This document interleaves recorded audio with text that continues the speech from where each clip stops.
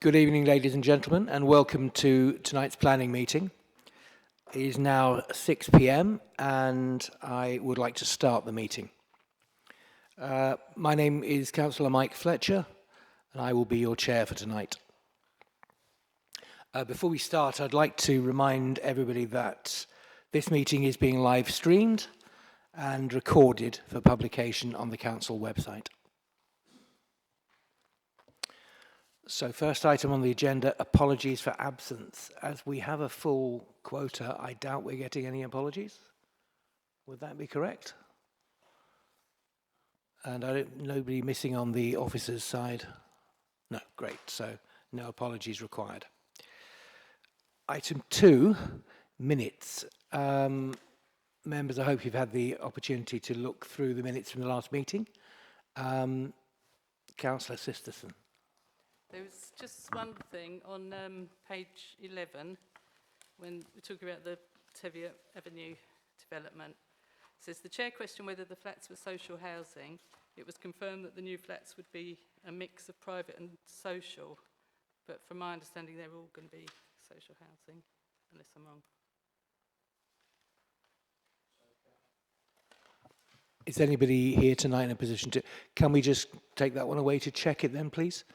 And before we finalise, if we, are we in a position to say, well, saving that, can we approve all? Yeah. Can we approve the minutes with that to be confirmed? Okay, so with that in mind, I'd like to move that the minutes of the Planning Committee meeting held on the 9th of July be approved as a correct record, saving that that check that we'll make.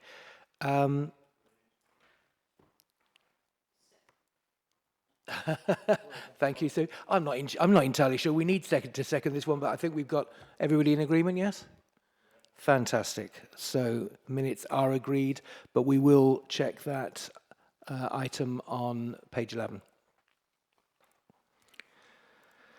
Okay, item 3 on the agenda, items of urgent business.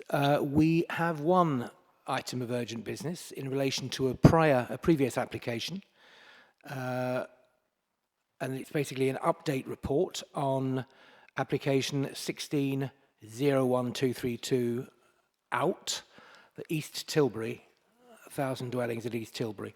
So what we propose to do is hear this item after item 10. Is everybody happy with that? Yep. Great. Thank you. Item 4, declarations of interest. Do any members want to declare an interest before we start? Don't think.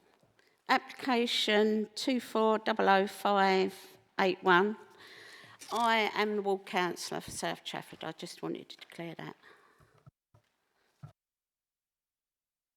Thanks, Sue. And Councillor Paulson? Thanks, Chair. On agenda item 9, the land and garages to the rear of Anton Road, I'd just like to say the same. I'm the ward councillor for that one. Thanks both. Any other declarations of interest before I write? Flora, can I bring you in on this one? I think we have a standard procedure for this one.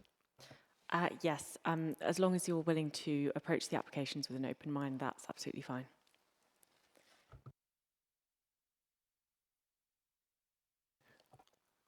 So do you feel you can approach it with an open mind? Yeah. Then you're still on the team.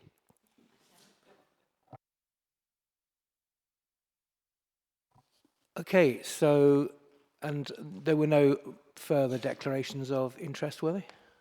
No, okay. Item 5 on the agenda, declarations of receipts. Any correspondence, any meetings or discussions held relevant to any of the items that we're discussing tonight? Would anybody like to declare? Quiet month. Okay, thank you.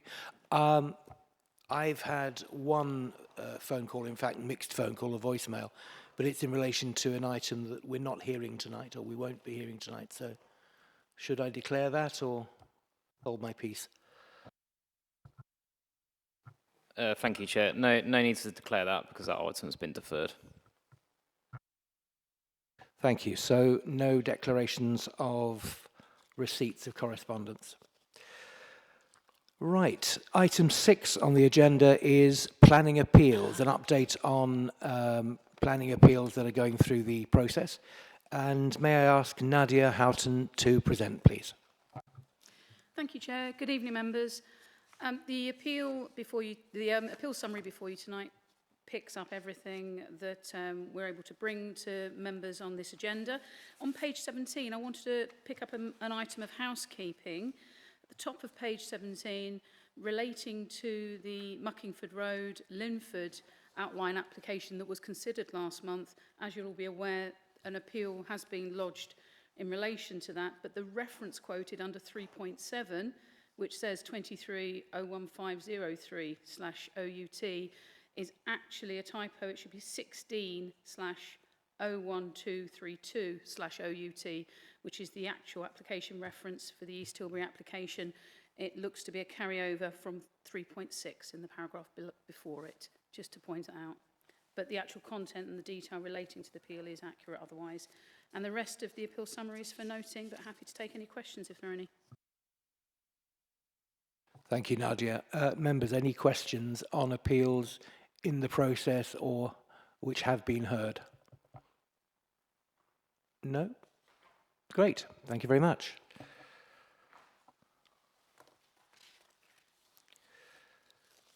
So, item 7 on the agenda was intended to be an application for land adjacent to Bulganen or Bulganen. I have not been given notes on how that's pronounced. House, I can get that bit, and Wick Place Cottage, Brentwood Road, Bulven, Essex. I've agreed under advice from officers to defer this agenda item. The decision was made following documentation for review and consideration being received after the publication of the agenda. We feel that we need to take the time to give these documents the attention they deserve, and the item will be brought back to committee at a later date. So that brings us on to item 8 on the agenda. This is an application for the ship Princess Margaret Road, East Tilbury, Essex. And Nadia, can I ask you to present the report, please?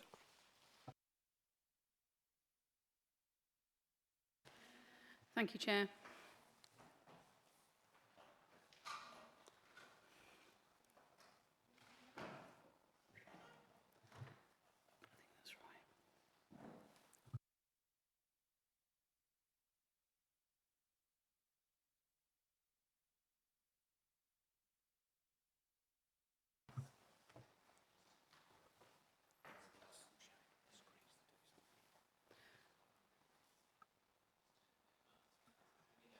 Emma, we just need you to share.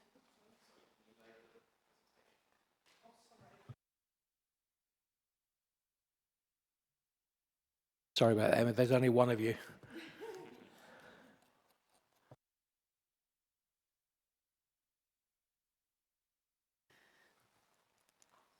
Thank you, Chair, and thank you, members. So this first item this evening is relating to the Ship Pub in East Tilbury. So it relates to the public house and its beer garden. The site is located within the established residential frontage in the Greenbelt in Princess Margaret Road in East Tilbury.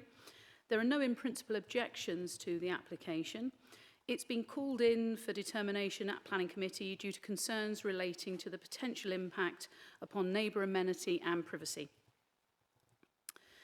The slide shows the site is located on the southwest side of Princess Margaret Road. As you can see, the pub garden is located closest to a neighbouring property, Redland, to its immediate north. Just minimise that. The application was submitted after works refurbishing the pub garden had commenced. This was the layout of the site prior to any development taking place recently. As you can see, the pub garden was laid to grass with numerous picnic benches and with a tied playground area in the centre, and with additional covered seating adjacent to the car parking area. And the application seeks consent for the installation of more permanent covered seating along its perimeter and of the garden, and with a slightly raised seating area closer to the northern boundary. New block work has been constructed within the site and a new boundary fence installed along the boundary with Redland to the north. This slide shows the final proposed layout of the pub garden. You'll note the play equipment area, just there at the bottom of the image, has been moved to closer to the northern boundary on the raised rubber mulch surfacing, and the seating would be laid on a greater area of patio surfacing. These are the proposed roof plans and show the covered seating area across the east and western boundaries of the site. The development of the pub garden and the siting of the 3-metre high fencing are not considered to be harmful to the character or appearance of the public house and would not warrant recommending refusal due to their design or visual impact. This slide shows a cross-section of the pub garden and includes the raised area I mentioned earlier and the play equipment as proposed, and shows the 3-metre high fence to the northern boundary here. The next two slides show the images of the proposed play equipment. The equipment would measure 2.7 metres in height overall, which would have a maximum height of 3 metres from the natural ground level, including that 0.3 metre increase in height from the raised patio area. It should be noted that the equipment has a platform which has a maximum height of 1.2 metres, which, when taking into account the raised patio, would have an overall platform height of 1.5 metres for children when using it. Given the children when using the equipment were likely to be of primary age, the ability of children to being then able to overlook the neighbouring property at Redland when standing upon the platform would be minimal. The level of harm caused by the equipment by way of loss of privacy would be unlikely to warrant recommendation for refusal for this reason. Some images of the site. So you may be familiar, members, this is the Ship Pub from Princess Margaret Road. And the bottom image there shows Redland, the closest neighbouring property to that garden. The car park and the frontage there, which shows the block work and development that's occurring, and the fence on the right-hand side there. A closer image of the fencing when viewed from Princess Margaret Road. And some interior images of the pub garden. So the top image is looking north towards that fencing and the property Redland, and the bottom image is from within the site looking towards the neighbouring property and to the car park and Princess Margaret Road. And these images look westwards at the covered seating area. This is taken from within the neighbouring property at Redland, so it shows their existing boundary fence and the new higher fence that the applicant has erected within the pub garden site. And there are a few images there from the neighbouring property side showing the fencing in place.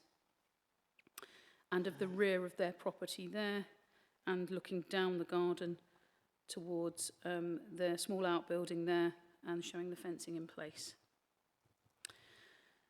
So in summary, the application's been submitted following planning enforcement complaint, and the application is not considered to result in harm to the appearance of the pub or wider locality. The fencing, while higher than might normally be found in the immediate area, is not considered to have a detrimental appearance to the street scene in Princess Margaret Road, and while higher for the immediate neighbour, will provide an additional reduction in amenity impacts from the movement and use of the play area closer to the northern half of the site, along with the continued use of the pub garden for meals and drinking.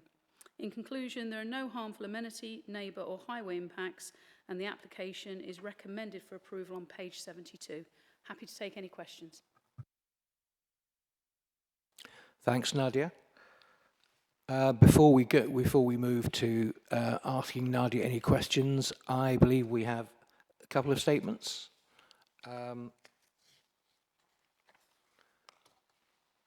We have a statement from Mr. G. Nelder, and we have a statement of support from Mrs. Tracy Simpkins. So what I'd like you to do, if you would, Mr. Nelder first and then Mrs. Simpkins, if you would mind reading out your statement. We give you 3 minutes, by the way, for the reading, which might mean it feels a little fast. The other thing I ought to tell you is that the button on the right in front of you, in front of you is the one to press to actually get your mic to work. So, Mr. Nelder, would you like to speak first? Yeah, we're speaking as concerned neighbours in relation to the retrospective application for the Ship Pub Garden. Our property directly abuts the Ship Public House. The fence that has been erected along my boundary is 8 foot high and seriously impacting on our enjoyment of our garden. It makes us not want to be out there.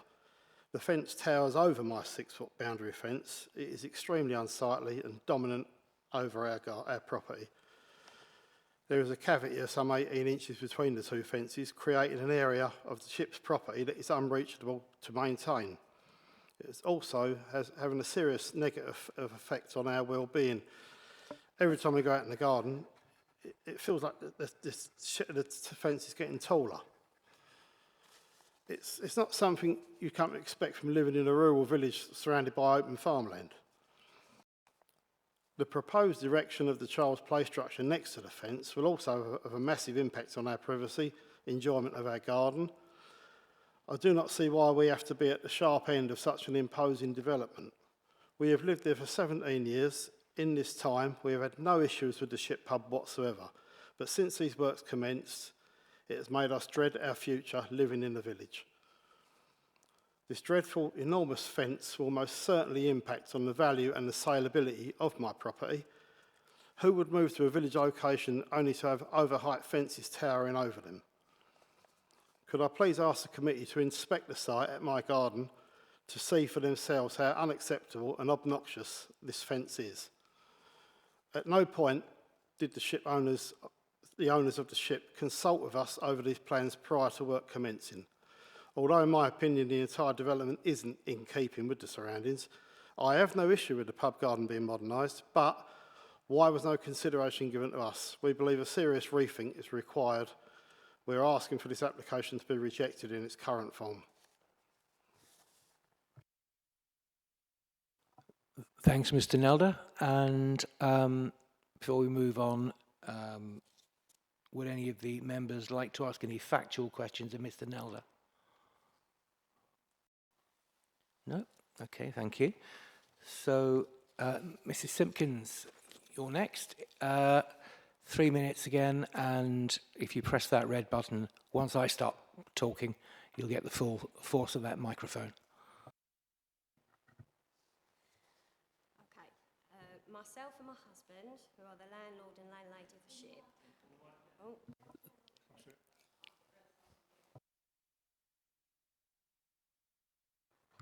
Yeah. Would like to comment for the support of the revamp of the beer garden and explain what it is we're trying to achieve here. The previous garden, over the last couple of years, had become unsafe and very old and looked uninviting, so we decided to revamp the beer garden, bring it up to standard of what our customers would expect, and for their enjoyment as well. We also thought about our surrounding neighbours and how we can have the beer garden running without impacting on them. As the council is aware, the main issues is from our neighbours, and there are people who have complained regarding the height of the fence and the position of where the new playground is going to be positioned. As for the height of the fence, we wanted to make sure that our neighbours had ultimate privacy from customers in the beer garden, and also to make the beer garden look pleasant when customers are in the garden. For example, the neighbour's big shed was visible from the beer garden, and the fence was now only comes up to the height, so we can't see it no more. And also neighbours have a high washing line which has washing on it every day and all year round. So when my customers was in the garden, they could see my neighbours washing. But now with the fence, this does a lot of things. It stops my customers feeling awkward by enjoying their time in the beer garden, not having to see next door's washing hanging out for all to see.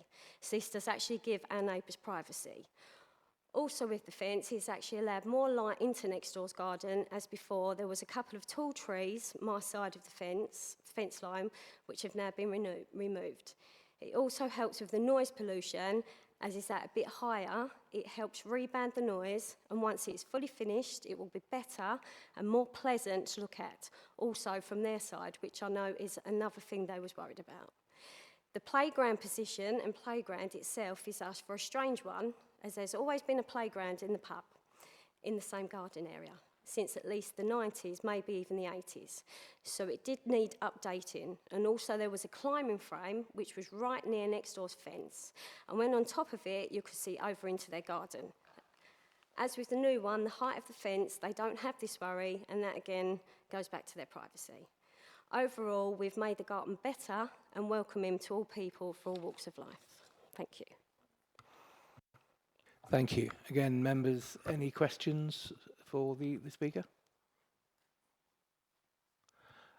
I just have the one question, actually. The playground, the previous playground, where was that in relation to this one? Was it in the same place or elsewhere in the grounds? We had a big tree house in the middle, and then further back near the neighbour's fence was 2 climbing frames. So the old one was in a similar position to the new one? Okay, thank you. Councillor Paulson. Just in relation to those climbing frames, were they the same or a similar height to the playground you've got in now? That was actually taller. Okay. Thank you. I will need you to press your red button now so that the thing comes off. There we go. Thanks. Right, so members, it's now your opportunity to ask Nadia any questions you might want to on the report. So who'd like to ask the first question? Councillor Byrne, and then Councillor Shinnick.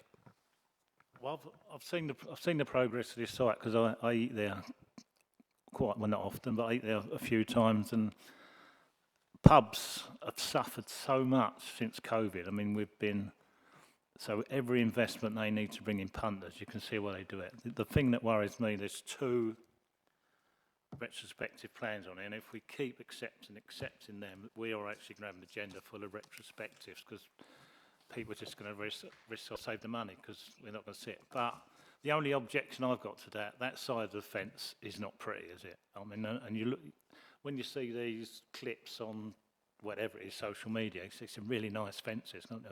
The only thing I'll say, could they pretty that side up? I mean, you could put struts along, or you could paint it blue or whatever, or green. But just, I've got no objection about it, but I do think it's a bit ugly, that's all. Thanks, Councillor. Councillor Shinnick. Yeah, I personally would like to go on a site visit to see this, because I don't live in East Tilbury and I've got no understanding what this fence looks.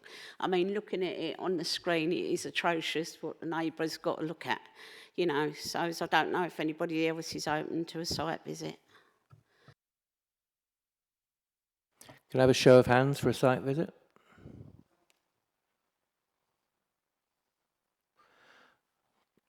Hang on, keep the hands up. They're either up or they're down. 5.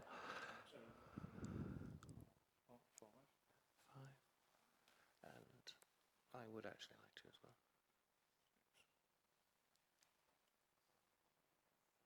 Yes. There are 1 or 2 digits going up and down here, and we... No. You keep the hand up till I know it's up, and then you can put it down. Emma, have you got what you need? Okay, so just quickly checking with yourself, Ashley, are we in a position to defer this to ask for a site visit? So the members of the committee can defer for site visit. I just wonder if there's any for prior to site visit, Chair, because you may be able to resolve other elements if it's just the aesthetics of the fence that you want to focus upon. Thanks, Ashley. Well, yeah, that's a good point. If we go through we can come back to that point, but if we see what else is up for debate, then it might actually inform us a bit more as to what we want to do on any site visit. So, Councillor Arnold, you had your hand up. Thank you, Chair. I mean, things have moved on a little bit. I'm not really in favour of a site visit. I mean, I've seen enough, to be honest. Obviously, other members are quite welcome to go along. I will save all of my comments for when it comes back to committee, because I will have a few. Thank you. Thanks, Councillor. Councillor Sisterson. I just wondered whether the fence could remain at the 6 foot height. I'm not sure that there's a real need to have it so high. That was it. Thank you. I get the impression that yes, there's one or two more hands coming up. So Councillor Kelly, then Councillor Byrne and Councillor Shinnick. Yeah, thank you. I wouldn't call for a site visit personally, but I also wouldn't vote against one, because if members want to go, I think it's fair that they take a look. All I would say is, look, if we're going to go against the professional officer's opinion potentially next month, obviously we need a good reason to do so, because we've been stung on appeal recently, going against officer recommendations for approval. So that's the only thing. Just we need to have a concrete reason as to why that should come down without getting hit on appeal. But yeah, by all means, if a site visit helps, I think it's. I won't go personally, but probably not. But yeah. I think it's. I wouldn't want to block a site visit. Thank you. Thanks, Councillor. Councillor Byrne. Well, I definitely want a site visit, because Councillor Manny's going to buy me a beer. No, can I get this right?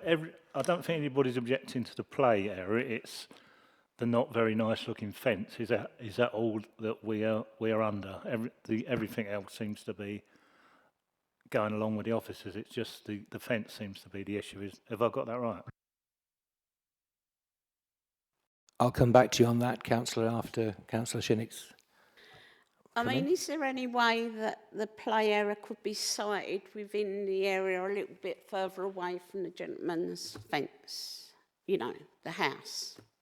I don't know how the land lies there. I haven't got no idea. That's why I wanted a site visit. But I'm wondering if it could be moved and we could come to a happy agreement, Thanks, Councillor. Councillor Arnold, I have a feeling you're going to come back on that point. Oh, yes. Yeah, I'm sorry. I get the feeling we're agreed there is going to be a site visit. So, I mean, I really feel any further discussion is pointless. I've got a lot to say, and I will leave it till the next meeting. Thanks, Councillor. I would like to check. For me, what I'm hearing so far is that the only point of question mark or point of contention for members is the question of this fence, whether it's appropriate, and if not, whether there might be an alternative approach. I think for that reason, we probably do need to, particularly if Mr. Nelder doesn't mind, see it from your viewpoint. Yeah, you're welcome to come and have a look at my garden. That's not a problem. I mean, the thing is, I'm saying there is a problem with the play structure, because the pub garden is one level, it's up the next level for the play structure, and then there's a retaining wall to hold the fence up. If the play structure level was the same level as the pub garden, it would take it down probably this amount. Therefore, the fence could come down that amount. The whole thing could be lowered, and we would all be a lot happier. If we'd been actually approached and spoke to before the work started and had a little bit of an input in it, we could have probably resolved all this from the start. But now we're where we are, we've got this, it's all too high for no reason. There really is no reason for it. Thanks, Mr. Nelder. I do very much get that point, and I think this is definitely why we'd like to see it. Before I come back to Councillor Maney, Ashley has asked if he can just step in for a second. So taking on board Councillor Arnold's comments, I don't think we can sort of fetter any future debate. I think we've got to give, if we are going to defer for site visits, so members will have to sort of vote on that. It feels like that's the way the members are moving. What I would just remind members is, whatever we do, we have to base it on material planning considerations. And I think they are clearly articulated within the report. Notwithstanding that, it's within your gift for site visit. I just want to give my colleague opportunity to come back on any points that have been raised so far, just in case that sways the committee's thinking. So if it's okay, Chair, through you, I'd like to bring Nadia in. Through you, Chair, and thank you. Emma, may we share the presentation? Just a couple of points to pick up for members, given their questions and debate, which may prove useful.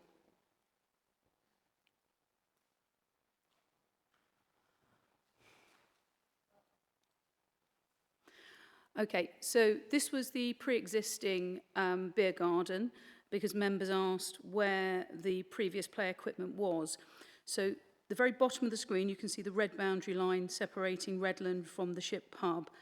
The circle area there was the entire area where the play equipment was, and a couple of play items are shown indicatively on the plan, and as the applicant has said, they were there for the last 30 years plus.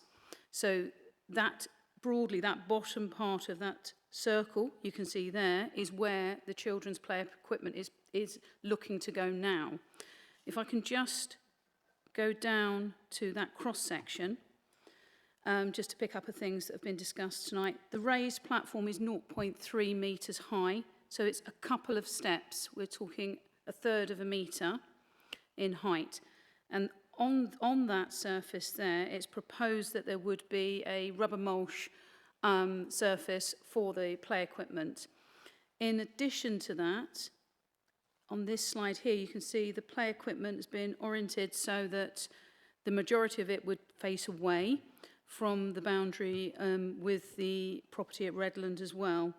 In my professional view, there would be a minimal impact in lowering the height of that children's play area to the natural ground level of the site in comparison to the slightly raised platform there.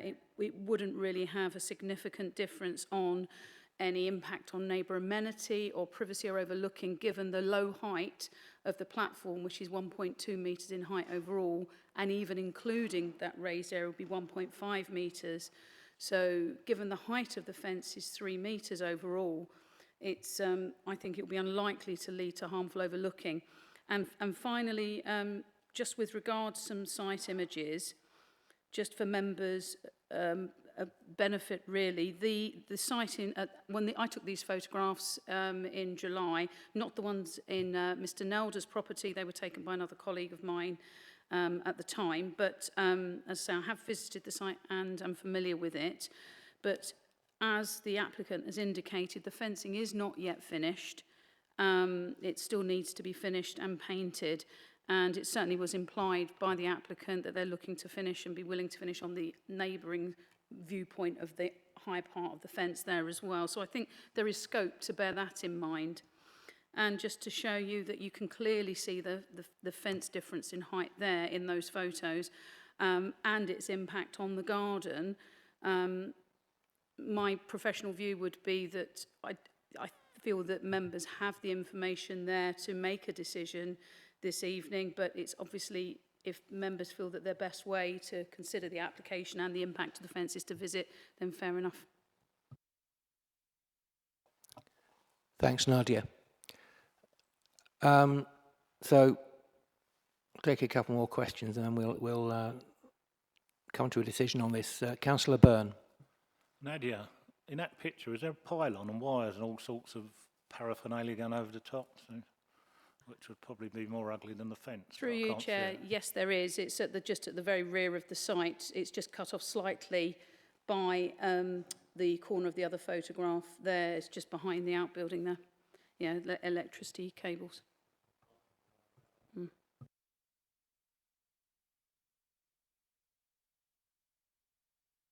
Okay, thanks. Just summarising there for a second. I mean, all the discussion seems to have been around the fence. As Mr. Nelder has pointed out, it's not his only concern. Hence, obviously, this being called in. But I gather from members, you can't see anything to be too concerned about the playground in general. It's the fence, height of, look of, etc. Again, going back to Nadia's point, you can see what it looks like on the picture. Do you still feel, after what Nadia's reiterated, that you need to go over there and see it for yourselves to come to a decision? Councillor Sisterson.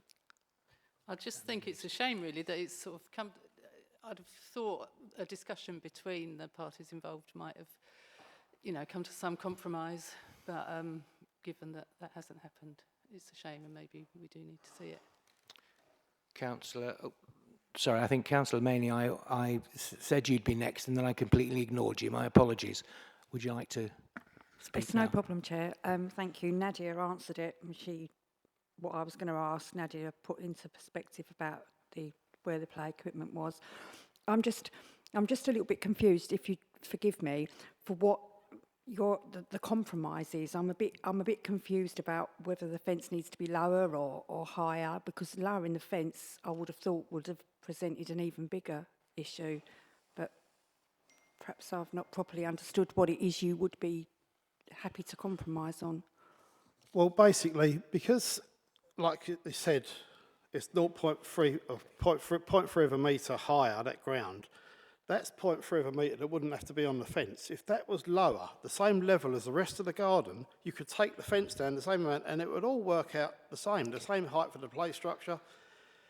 It could all come down. It could all be the same level as a pub garden. There's no need for that area to be raised, then to put a fence around.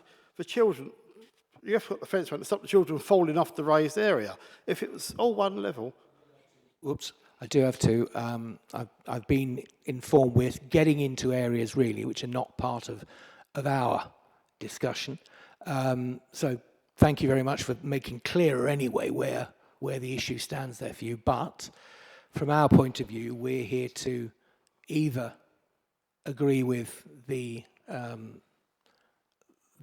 officer's recommendation, or to refuse it, or to make an alternative decision. I missed out Councillor Lydiard, so would you like to come in? Thanks, Chair. No, it seems to me that on one hand, the higher fence is not that desirable, but on the other hand, if you're sitting having a meal in the garden, you don't really want to see somebody's washing. And if that thing is not part of planning considerations, then I think we should go with the officer's recommendation. Councillor Byrne?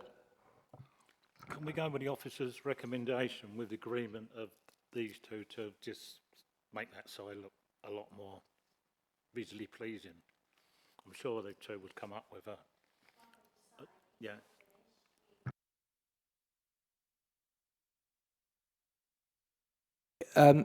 Sorry, my apologies that I didn't come back to you earlier. I think what I've probably neglected to explain is speakers from the floor. It is a rather formal thing. I'm not in a position, I'm afraid, to ask you to speak. Well,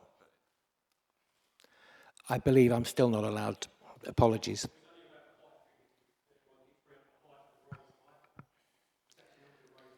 So, just to help the chair, so in terms of how these meetings need to facilitate, as the chair's articulated, that there's opportunity to put forward public speakers, those speakers have spoken, just to remind members of the committee, the opportunity for questions to speakers is after they've spoken.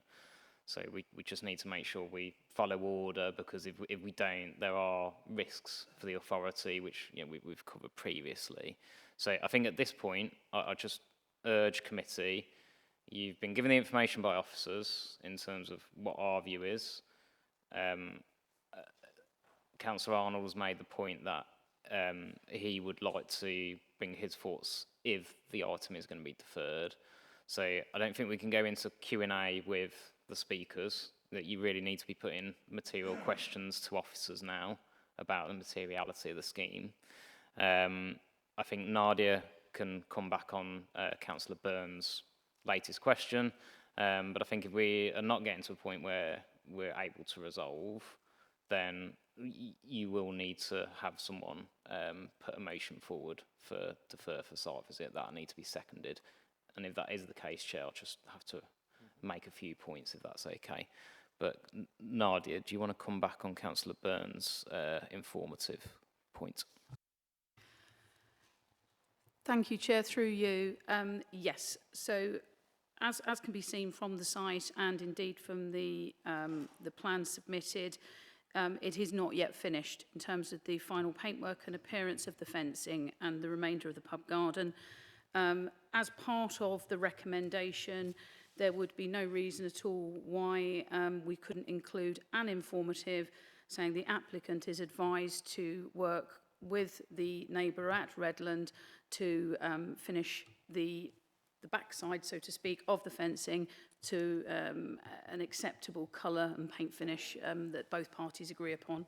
There'd be no reason why we couldn't include that as an informative, and I'm sure it's something that could be undertaken. Councillor Byrne. With that in mind, can I recommend that we go ahead and trust the publicans or the owners to do as they say they're going to do and put our faith in them, because I say they need people. COVID has cost them dearly. They need punters, and it's a great project for families. Thank you, Councillor. Well, let me, because I think I'm probably to blame for this getting slightly off track, and we do need to follow the proper process, which does mean that you as a group need to make your minds up, have some further debate if you wish, but you need to make your minds up whether you agree with the recommendation to retrospectively approve this application. And as Nadia has said, there are possibilities to put an informative in there. I think you might want to consider that it's what's come out of the conversation that we shouldn't have had, is that it's not just the fence, it's the height of the playground, which may be subject to some difference. So you have three options. You agree with the recommendation, you refuse the recommendation, or you decide you want to do something else, for instance, take a site visit before coming up with your decision. So, has anybody got anything they want to add into the debate, or are we in a position to go to the vote? I don't want to go to this vote with anybody feeling they've not had the chance to put their fourpenneth in. Chair, are we having a site visit or are we not? Just to be very clear, Councillor Arnold, we're not even going to talk about a site visit now until we've arrived at a we can't approve or we can't refuse until we see. All right, that is the only situation in which we will look at a site visit.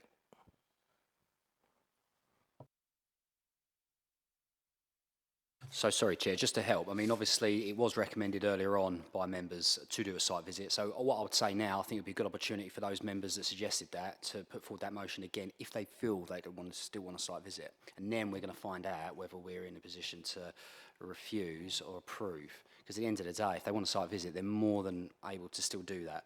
So what I would potentially suggest is if the appetite's still there, let's do the site visit. You know where I am. I'm going to abstain because I don't want to block a site visit, but I don't think we need one either.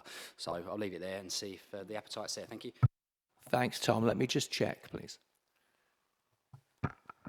So that is completely an option, but for my region of the room, the way the debate has moved is perhaps there is an opportunity here to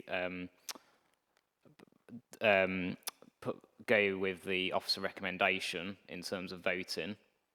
So what I would encourage the committee to do is, based on what I've heard, I think you're in a position to vote on that. That doesn't fetter a site visit, but I think if members do want to make any points now that might influence the vote, then do that. Ultimately, the committee are here to make decisions, so we should only be deferring for site visits in exceptional circumstances. Councillor Byrne. Yes, I went early and voted for a site visit, but after what we've heard and listening to Nadia, I would be against the site visit and I would vote for option 1.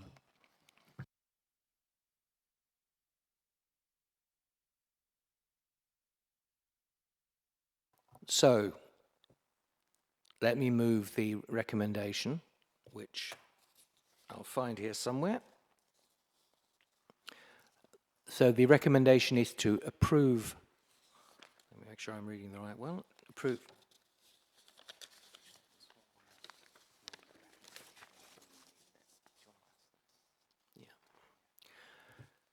Okay, what we'd like to do is throw it open to you. Does somebody want to move a recommendation? And then we'll take it from there. Councillor Maney. Do we have a seconder? Okay. Yeah, hang on a second. I just want to be sure what you think you've just moved a recommendation for.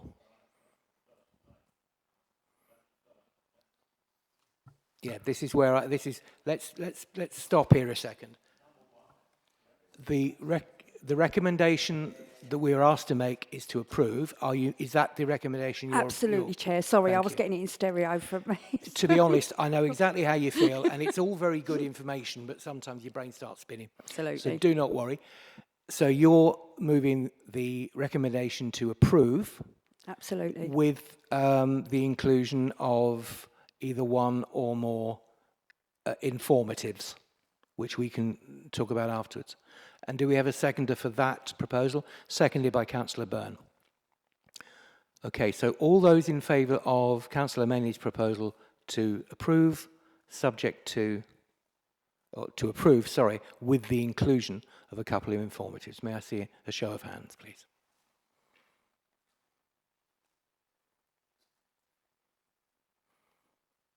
And I'm assuming you yourself, Councillor Maney, as well.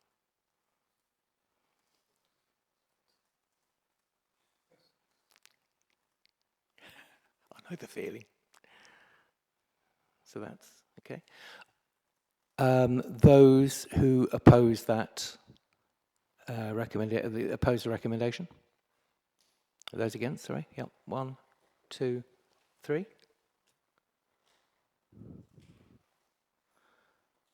Any abstentions? Sorry, I'll come back to you. Any abstentions? So the recommendation is approved. We are agreed, though, that we wish to include a couple of informatives. What we will need to do at this point, and correct me if I'm wrong, is to decide what those informatives will be.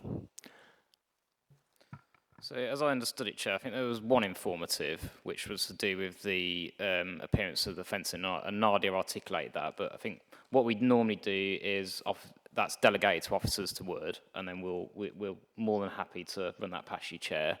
But I think it's just the one informative, which is seeking agreement from the two parties working together, which seems reasonable, Chair. Members, you agreed? Lovely. Thanks, and I think we've got there. Thank you very much. So that is agenda item 8 is approved. Thank you very much, speakers, for your time. And I was going to say that no, you don't need somebody to let you out the door. Somebody's kindly opened it. Thank you.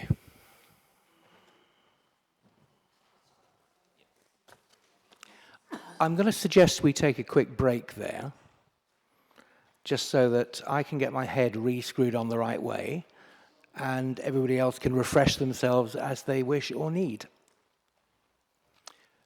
Please be back in your seats in 5 minutes.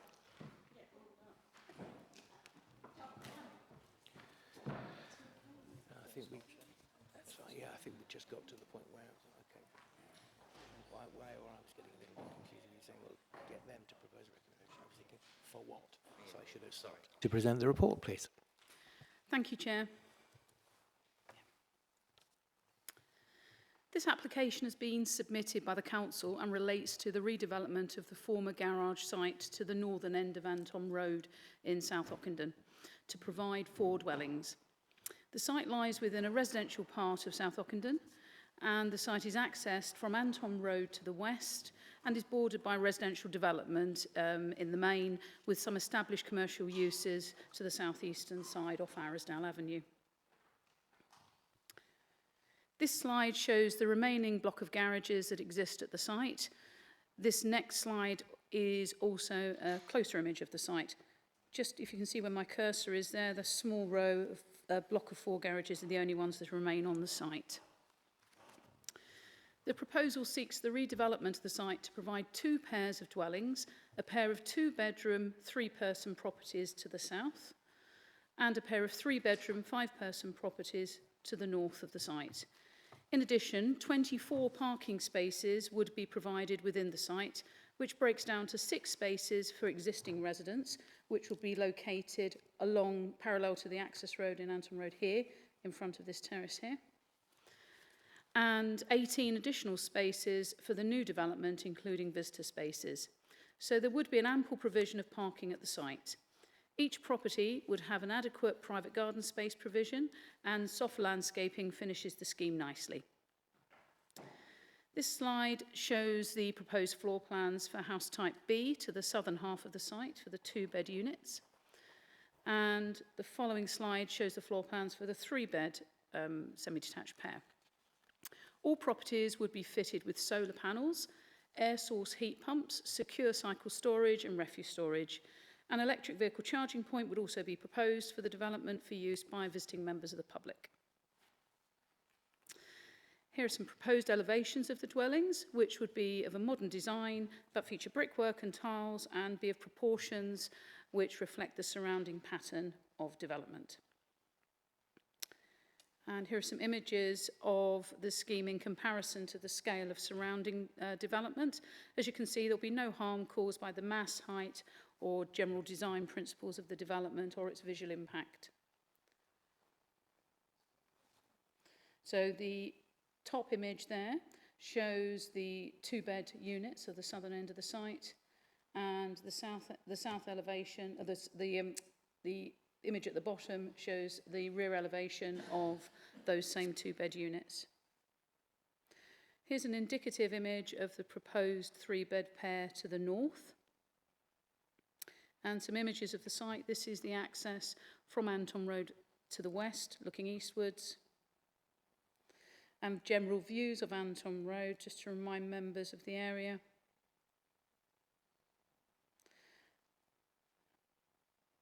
And these are views within the site. So that's looking towards the commercial unit on Arisdale Avenue to the southeast. These are the remaining 4 garage units within the courtyard. And views looking north and south, and that's Arisdale Avenue to the left of the image there. And other images from within the site. Only 2 of those 4 garages are in use, and the residents who have leases of those garages have been given the option of having garage provision elsewhere. Other views within the site, generally. Here's an indicative image of the proposals seen from above, and you can see both pairs of semis sitting quite comfortably in the surrounding pattern of development. So, in summary, the proposal seeks to provide 4 affordable homes in a fully policy compliant scheme and layout. The application's recommended for approval to members on page 91, but happy to take any questions if there are any. Thanks, Nadia. Before we get round to the questions, we also have a statement of support from Mark Bagley. So, Mark, if you would like to speak, I think we'll give you the 3-minute timer if we can, and it's on pages 6 and 7 of the speaker's booklet. Thanks, Mark. Over to you. Thanks, Chair. My name is Mark Bagley. I am acting as the architect for the proposal submitted by the applicant, Thurrock Council. I would like to start by thanking the Chair for this opportunity to speak and officers for the committee report. The design has been informed and refined by advice received from the local planning authority and other consultees as part of the pre-application process, as well as engagement with the local residents in a community consultation event. The comments received from this engagement have fed directly into the scheme. For example, car parking provision was increased and the site layout changed to allow for full access to the rear gardens and garage of the neighbouring residents. Pedestrian connectivity is also improved. The site layout and massing minimises the impact on neighbouring properties. Reasonable distances are maintained to limit overlooking. For example, in the north of the site, the minimum distance between the new houses and the nearest properties along Avontar Road is 35 metres. Impact on neighbouring amenity will be negligible, with a very high level of daylight and sunlight retained by the neighbouring properties. There are no specific noise mitigation measures required. 6 new car parking spaces will be provided along the existing access road for local residents' use. Currently, local residents have to park on grass verges. Within the site, 18 new car parking spaces are provided. The 6 spaces for the 4 new houses are in accordance with the current Thurrock parking standards. The remaining 12 spaces are for visitors and local residents. In total, the proposed development has 24 parking spaces, which is well above the required minimum for 4 new units, and is expected to have a net positive impact on the level of parking in the area. All the spaces on site will be unallocated and 5 EV charging points will be installed. Cycle stores are located to the rear gardens of all houses. The enclosures have the capacity for 2 bicycles, exceeding Thurrock's minimum standard of 1 bicycle per dwelling. Emergency fire tender and refuse and access collection is also compliant. The development will provide much needed high quality homes for council rent at a scale and character which fits in with the local context, and will have no adverse impact on privacy, amenity or local transport. It will provide new Thurrock homes for Thurrock people, built to high standards and incorporating sustainable features. I therefore respectfully request that the application be approved in accordance with the officer's recommendation. Thank you, Mark. Before you go back and take your seat, does anybody have any questions of a factual nature to ask Mark? No? Great, well, thank you very much. If you'd like to return to your previous... Thank you. So, do members have any questions for Nadia on the presentation? We have no question. Steve, thank you. You knew I wouldn't let you down, didn't you? I've only got one. Where in 7.3 it says it provides 100% affordable housing by the council. Am I right in assuming that that's rent? So they'd be rented properties rather than purchased? Through you, Chair, I can confirm that the council does not intend to sell the site, and it's planned that it will be affordable housing. And the information I've received from our housing team is that there will be Thurrock Council rented properties at 80% of market value, so affordable houses. Yeah. Thanks, Nadia. Thanks, Chair. Thank you. So if there are no further questions, shall we move to the debate? Who would like to start? I'd be interested to know your opinions. Councillor Arnold. Thank you, Chair. Yeah, good application. Like it. Obviously know the area very well. Obviously my colleague down the line here probably does exactly the same. Yeah, I mean, I've wandered this garage area on many a time. And boy, does it need... It has needed this for an awful long time, hasn't it? I mean, it's a marvellous kind of enhancement for the area. I mean, the parking provision is fantastic. I mean, I can only see win-wins with this. It's a good scheme. It's not been overloaded, which is really pleasing to see. Yeah, I'll vote for it. Happily vote for it. Thank you. Thank you, Councillor. Councillor Lydiard. Thanks, Chair. Yeah, I mean, it's good design. It's a brownfield site. We're desperate for housing. Absolutely wonderful. Thank you. Anybody else? No, that's got to be one of the quickest debates we've ever had. Right, well, in that case, yeah, I will move to the recommendation. Let me find it here. So, thank you. So the recommendation is to approve subject to conditions. Do I have somebody to move? Moved, Councillor Shinnick. Seconded, Councillor Lydiard. All those in favour?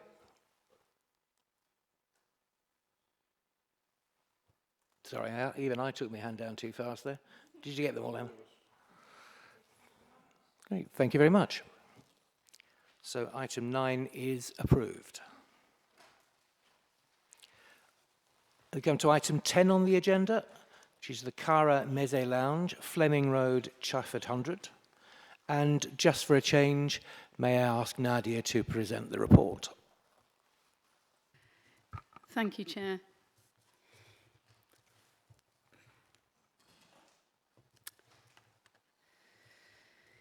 So members, this application is being called into Planning Committee to allow members to consider the antisocial behaviour and noise complaints from residents. The site lies within an urban area of Chafford 100, where there is no specific land use designation or constraint. There are no in principle objections to the development of a car parking area for the existing restaurant. This slide shows the long and narrow site area of the Cara Lounge restaurant. It is the southernmost end of the application site where the car park extension has been created. There are neighbouring properties opposite the site on Fleming Road. Yes, on Fleming Road. This is a more detailed layout of the site, and as you can see, there's the 15 car parking spaces that have been created to the southern end of the existing car park, and access to the car park and the site is still from the turn off Fleming Road to the very far north. And just to reiterate, this application does not entail any change to the internal layout or number of tables or covers at the restaurant. Equally, there is no proposed change to the operating hours of the premises. The application solely relates to the provision of additional off-street parking. Here's a close-up of the car parking layout and some images. I've got some more further on. And an image of the vehicle manoeuvring to and from those spaces. Views of the application site along Fleming Road. So this is looking north. This is the restaurant building at the far end, if you're not familiar with it. And to the immediate left, where you have these small conifers, is that car park extension that we're talking about this evening. So looking further along, south along Fleming Road, and a view across the road with the car park extension in the far left of the image and the existing car park in front of you. And this is from further down, looking north, and the car park extension is immediately in front of you there. And this is myself standing in front of the car park there with the solicitors building on the left-hand side. And as you can see, the ground levels of the car park that's been extended are identical to those of the existing car park. Some other views from within the site.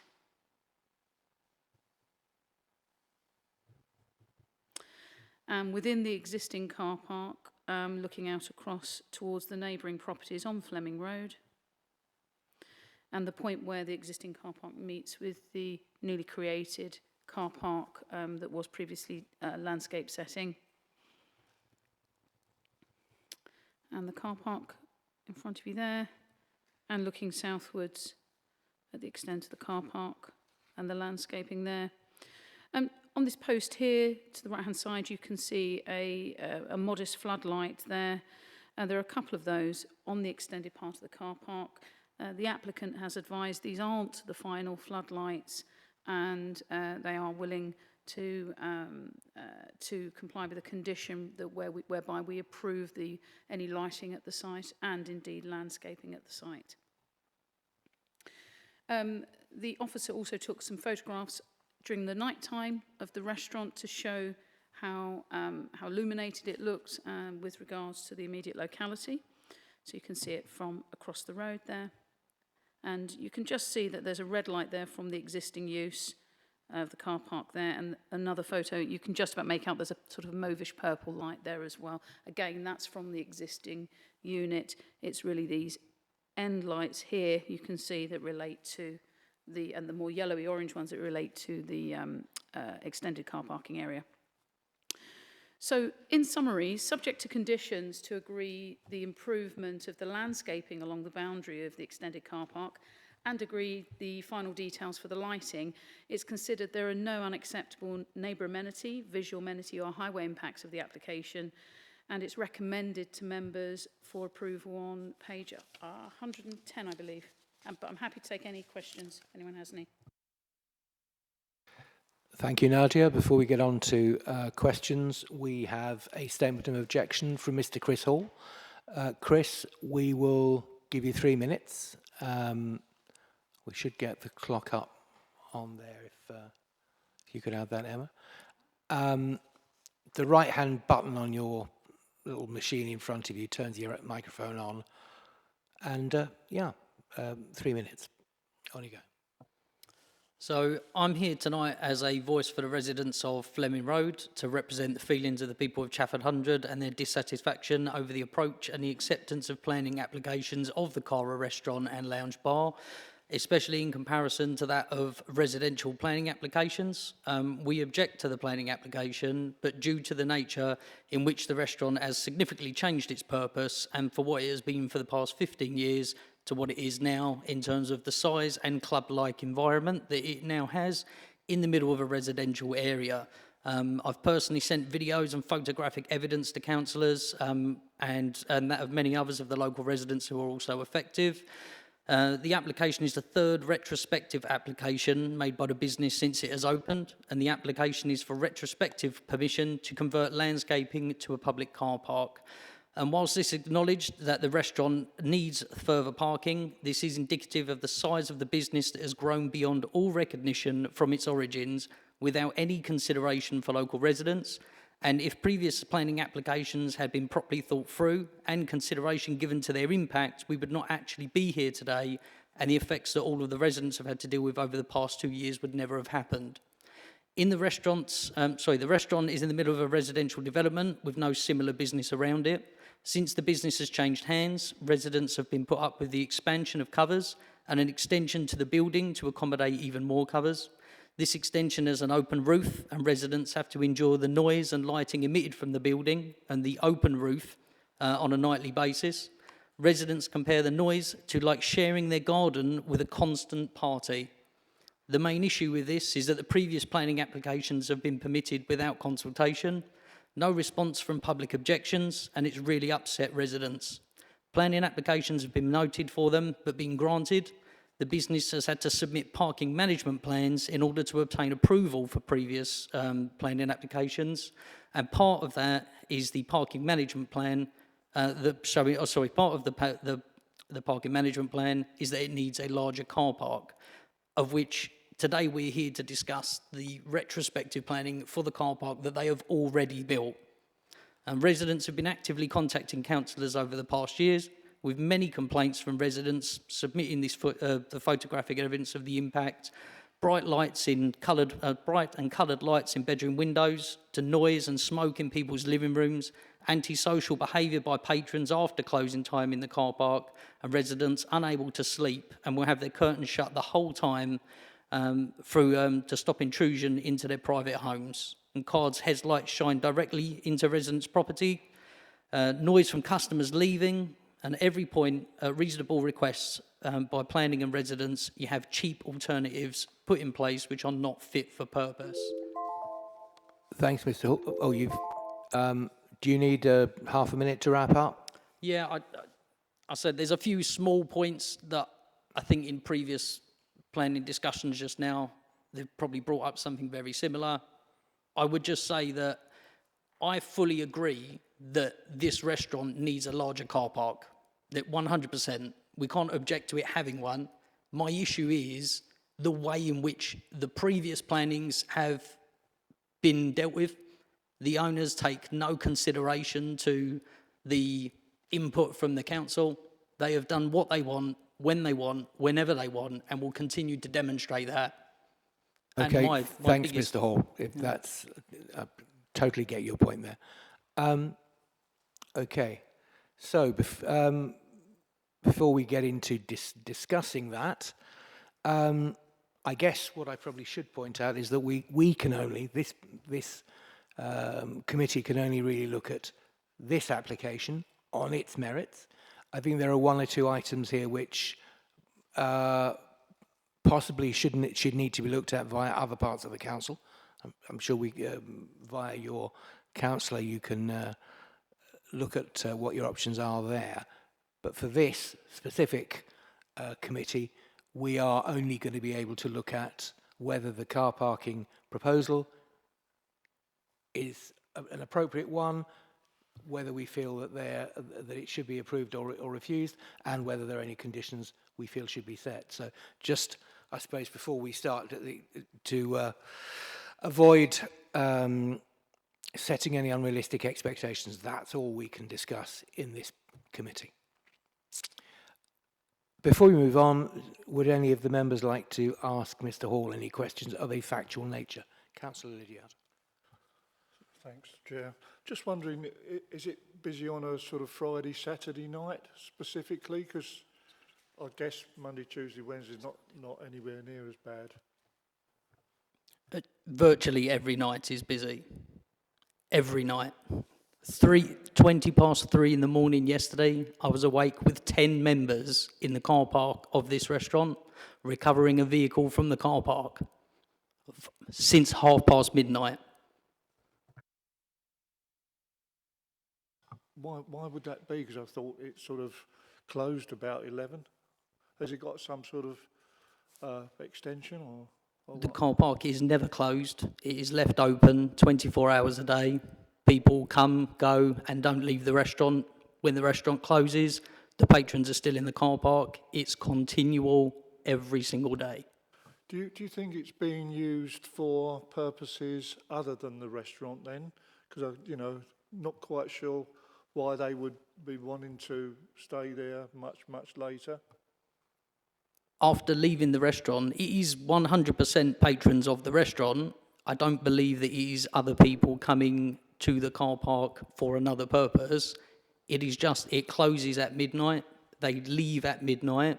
The restaurant people, like the actual staff, are still there beyond midnight, but they are letting patrons leave. The restaurant is not closed. The car park is not closed at midnight. They continue to leave throughout the period after that until maybe 1, 2 o'clock in the morning.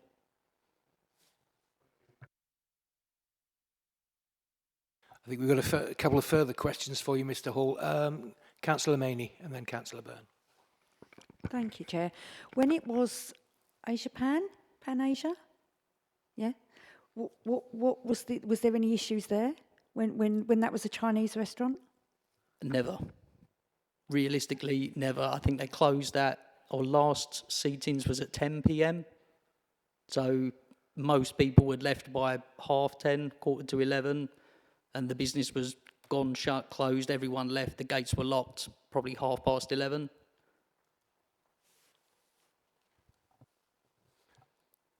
Thank you. Gary, Councillor Byrne, my apologies. At the picture, I just noticed there's 4 huge street lamps. Does that have an effect on your house, or is it just the restaurant lights we're talking about? The street lamps, you mean, outside? So they do, but they point towards the road. They point away from the houses. So the lights that have been put up in the car park, especially in the pictures about the coloured lights come from the existing building, they don't. They have got multi-RGB coloured LED lights scattered all the way through the length of the car park, pointing at the houses opposite, along with the floodlights that are attached to the concrete posts pointing at the houses opposite the car park. And I would say, if you put them on the opposite side of the car park and pointed them towards the back wall, which is the backs of the railway tracks, the only person it would inconvenience is it would glare through the windows of the restaurant, and it would perhaps inconvenience your own customers, but instead would point them at the residents because it's better for the restaurant. Thank you. Any further questions for Mr. Hall? Thank you very much. If you'd like to return to your seat, we'll see where we go with this. So, members, any questions for Nadia on the report? Okay, Councillor Arnold, then Steve. Thank you, Chair. Hi, Nadia. I mean, I just would love to say, I mean, I've got a real problem with some of these retrospective applications. It's a bit like the horse has bolted, you know, and there's always an angle to these, which I find quite upsetting sometimes. My question, the extension to the car park is a fairly decent piece of civil engineering there. Presumably the existing car park would have had drainage, runoff areas, etc., etc. Are you confident that what has been built within that car park extension, that it matches what would have already had planning permission for, like I say, water runoff, drainage, etc.? Can you actually show that that's been done? Through you, Chair, as can be seen from the photos of the site in my presentation, the surfacing is slightly different than that of the established car park, but the established car park has drainage. The plans were granted with planning permission, and there are no concerns about that surfacing. It's not considered that the surfacing used, or indeed the structure of the car park that's been extended, that there are any concerns about that at all. It does appear to be an aggregate, and I'm not a surveyor, but my view would be that any surface water that would collect there would sink into the ground there rather than go into any aqua drains or anything like that, unless it ran into the established car park. But it doesn't have the same surfacing, no. Yeah, I mean, with respect, I mean, my concern would be that when a car park is built, it is built to a standard. And all we're going by is what we can actually see. Now, you don't seem able, you know, again, with the greatest respect, you don't seem able to actually say that that ground has been prepared, compacted, there is suitable drainage there. We do not know what's under that top surface. I mean, I'm not scaremongering here, but who knows what's under there? We don't know because it's got no planning permission. They didn't seek planning permission at the correct time. This is the horse's bolted piece. I mean, I feel very strongly about this. You know, we shouldn't just stand idly by and rubber stamp these applications in this manner because we cannot see what is actually going on with that car park. Thank you, Councillor. Councillor Lydiard? Thanks, Chair. I can understand the lighting being irritating and the car's headlights also being irritating. What can we do as part of the recommendation to ensure that this is changed, please, Nadia?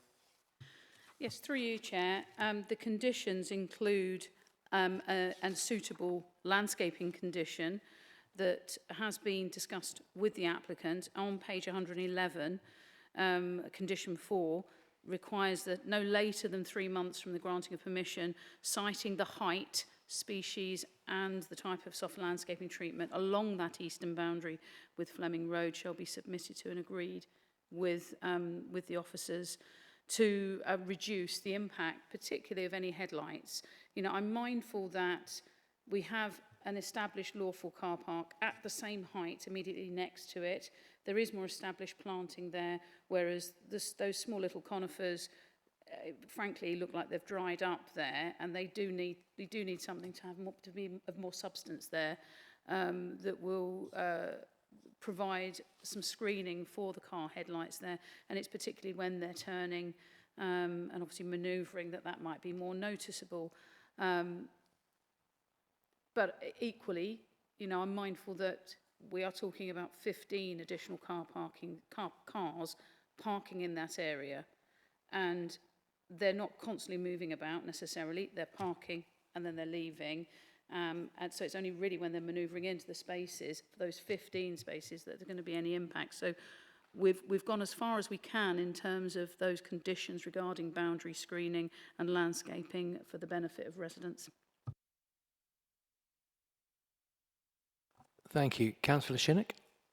Yeah, Nadia, is there any way that we can put a clause in that the lights face the other direction so as it wouldn't impact on residents? Through you know, you- that could be one way of solving one of the problems. Through you, Chair, and apologies, Councillor Shinnick, I didn't mean to talk across you, I'm just eager. As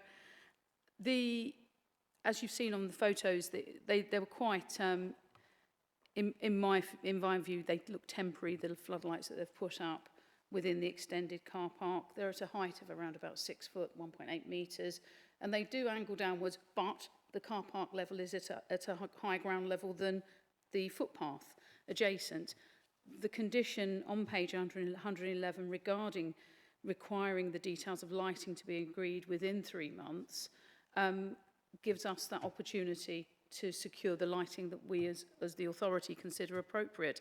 So if members wanted to stipulate that the lighting should face in a particular way, we could certainly look at that. I can bear that in mind when dealing with any discharge of the condition and the details that come in. And we would obviously also consult with environmental health in that regard to make sure that there were no issues regarding glare that they were unhappy with at all.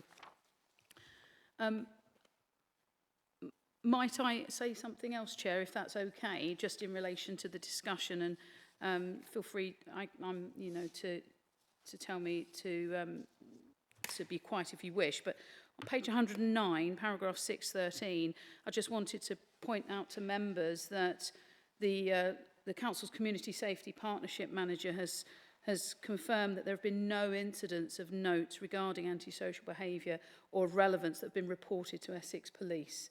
I'm not suggesting there aren't any, because I'm aware that the behaviour of patrons leaving the restaurant when it's been busy can be unneighbourly, and I can understand that. But in terms of that threshold and the reference to other legislation and other concerns that you raised earlier, Chair, I just wanted to point out there have been no incidents of note that have been reported to the police. Thanks, Nadia. Councillor Shinnick?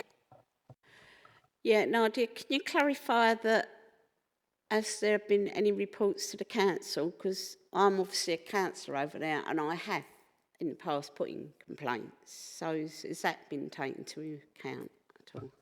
Through you, Chair, reports of what exactly? Because what in terms of planning enforcement complaints or general antisocial behaviour, I can only confirm that, as I say, the Community Safety Partnership Manager has said there have been no incidents of note reported. So I can only go by what they've advised us. We have received planning enforcement complaints before, and that is detailed in the report. We haven't received anything further in relation to that to say, well, it depends entirely what else you might be referring to. We have had concerns about unneighbourly parking and parking on the footway and so on. So in that respect, this, as the Speaker also highlighted, that this application would be a benefit and remove some of that unneighbourly concern that we've had complaints about. Yeah, I've put in complaints regarding antisocial behaviour and the parking, and the residents of the flats at the side, you know, the restaurants there to the side, have sent in several complaints to me, which I have sent on to the council. Now, through you, Chair, I can only reiterate what the Community Safety Partnership Manager has referred to me in terms of a lack of any incidents of note, whether they've been considered by them in referring to the complaints you're referring to. You know, they've not been fed back to us as planners of being relevant to mention, because if they're not significant. Okay, I'm going to move it on to any further questions. I think one thing that does occur to me is there might be other channels through which to take up antisocial behaviour. I'm not sure that we can necessarily solve that through this committee, but yeah, it's noted. Who did I have next? I think it was Jan next, or was it Steve? Sorry, Steve, I've been ignoring you, haven't I? Apologies. Yes, Chair, it's hard to do normally, but you have. The part of the question I was going to ask Nadia was sort of answered by the speaker. So at the back of that car parking area is the railway line. Yeah, there's roughly north-south. So I appreciate that the application is for the extended car park period, but when I look at those fir trees, which, trust me, with the best will in the world and a million gallons of water, they're done, they're finished. But is there not an opportunity to put some kind of fencing along on the road side of that car park, so that, I mean, soft, the sort of planting and so on, fine, I don't have an issue with that at all, but it doesn't have quite the same effect as some kind of a light barrier type fence. I don't know if that's within the possibilities, given what the general sort of planning layout of the area looks like or not. It's just a thought that might help also with the light. But I appreciate it's only on the extension to the car park, and it would be nice to see it consistently along there. Through you, Chair, if I could bring up the presentation again, if that's not too much trouble, Emma. That part of Fleming Road, that west side of Fleming Road is particularly open, and there's a substantial amount of landscaping that's natural. I go back here. So you can see, that's probably not a bad image to show you, really. So you've got natural vegetation, a bit of scrub and general landscaping along the established car park there, which sits comfortably with the open car park and the vegetation that separates it and divides it from the railway line further west. My professional opinion would be any kind of solid barrier, like a fencing, a 6-foot fence or 1.8 metre fence or anything on that level of the car park would be overkill. It would be a bit of a sledgehammer to crack a nut scenario. It would be much more preferable to have some established planting there that can actually take hold, rather than some small miniature conifers in planters that haven't really got much life left in them now. I'd much rather see some proper planting there. I'd be concerned about the visual amenity impact of a solid barrier or a fencing there. I don't think it'd look particularly good in the street scene. That's my professional view. Thanks, Nadia. A couple more questions. Councillor Maney, I think, was next. Thanks, Chair. Nadia, what's the business hours? Through you, Chair, I can't actually, because of the presentation, I can't log into the records to double check the hours, but there are no changes to them, and I'm sure Mr. Hall will know them more readily than me, and I can't recall off the top of my head, but there are no, they are controlled under the previous planning approvals granted. And what I would reiterate is that if Mr. Hall or residents do think there has been a breach of those hours, particularly if he's mentioning things relating to operational activities into the early hours, sort of beyond midnight, I'd urge residents to report those as potential planning enforcement complaints, so we can investigate if there is a breach of planning control. But apologies, I can't confirm the exact hours readily. Thank you. Hang on, Gary. I think I've got a couple of others, then I'll get to yourself. I think Councillor Kelly was next. Yeah, thank you. And just picking up on Councillor Maney's point there. So, obviously looking at 6.9, page 108, it says that whilst located opposite these neighbouring properties, the extended car park is not an area where customers or staff spend extended periods of time. But that's not what we've heard here this evening. Now, I'm not suggesting, because the resident there said, look, there are issues after hours. And to an extent, if we were extending the car park, we are moving cars closer to the property. So it is something that I think that could be monitored. Now, whether it's under licensing or planning, I don't know. But we do have an out-of-hours service here at Thurrock Council that are very good for noise on a Friday and Saturday. I've used them a few times, and I must admit they're really good. So they do need to be logged. But I would have thought, you know, we could have cautiously approve this cautiously. But look, this isn't, you know, they can't extend a car park and be causing noise at 12, 1, 2, 3 o'clock in the morning, because that would be, I would consider, a breach of either licensing or planning. So it's certainly something that I think needs to be noted. You could, under licensing, potentially say, look, have your extended car park. You know, you're going to have more custom, more business. It's great, but you need to have a gate on the car park to, you know, and that needs to be closed at, let's say, midnight, because you don't want members of the public using the car park. So there's definitely, I think, scope under conditions to cautiously monitor the behaviour of what's going on there, and I do think that that should come under planning, because clearly that car park is being used after hours. So I think there's something there, but certainly. That number needs to be rang, the out-of-hours number on a Friday and Saturday, just to start logging and keeping a diary of the comings and goings. And if it can't be dealt with under planning, it should easily be able to be dealt with under licensing. And again, a potential gate would solve the problem. And you're not being unfair on the business there, because you're only using the gate when the last staff member leaves, or they could close it. Thank you. Nadia, I'm not sure if there's anything you wanted to pick up there. There was quite a lot. Through you, Chair, if that's okay. Councillor Kelly has a good point regarding the out-of-hours service. As I say, if we're not hearing that there's unacceptable antisocial behaviour in those early hours, we can't investigate it. So if there are those concerns, do log them with the authority, is what I would say. Regarding the councillor's comments regarding the possibility of having a gate on the existing car park, my own view professionally would be we have an existing lawful use that has planning conditions and controls, including the larger car park overall. That does not have a gate on the car park. There are already planning conditions in place regulating that operational use. Would this proposal, this development, it isn't a proposal, this development, albeit retrospective, which I think is regrettable, and I can understand members' concerns about that.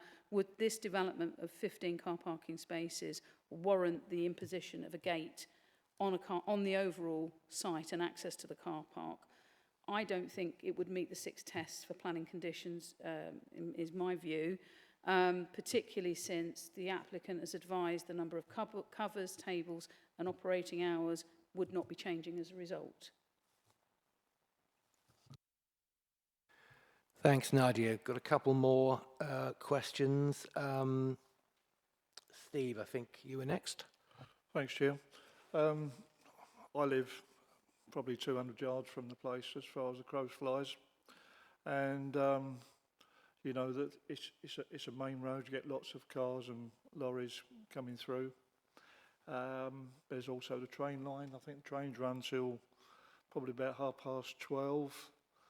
And there's also the noise from these overhead cables as well. I wonder, does that, I suppose it doesn't mitigate the noise made by the customers, but, you know, it's just adding to it. Would you agree with that? Through you, Chair, I think that's a fair comment, and there are other uses further along Fleming Road that do operate to a similar time. Admittedly, this restaurant is successful, and it's more successful than the previous occupier. So in a way, I think it's a victim of its own success really for the site, but there are other uses and activities that have comparable hours there in that locality. Steve? I noticed that they've put in some small fir trees, as you said, were going brown and probably nearly dead.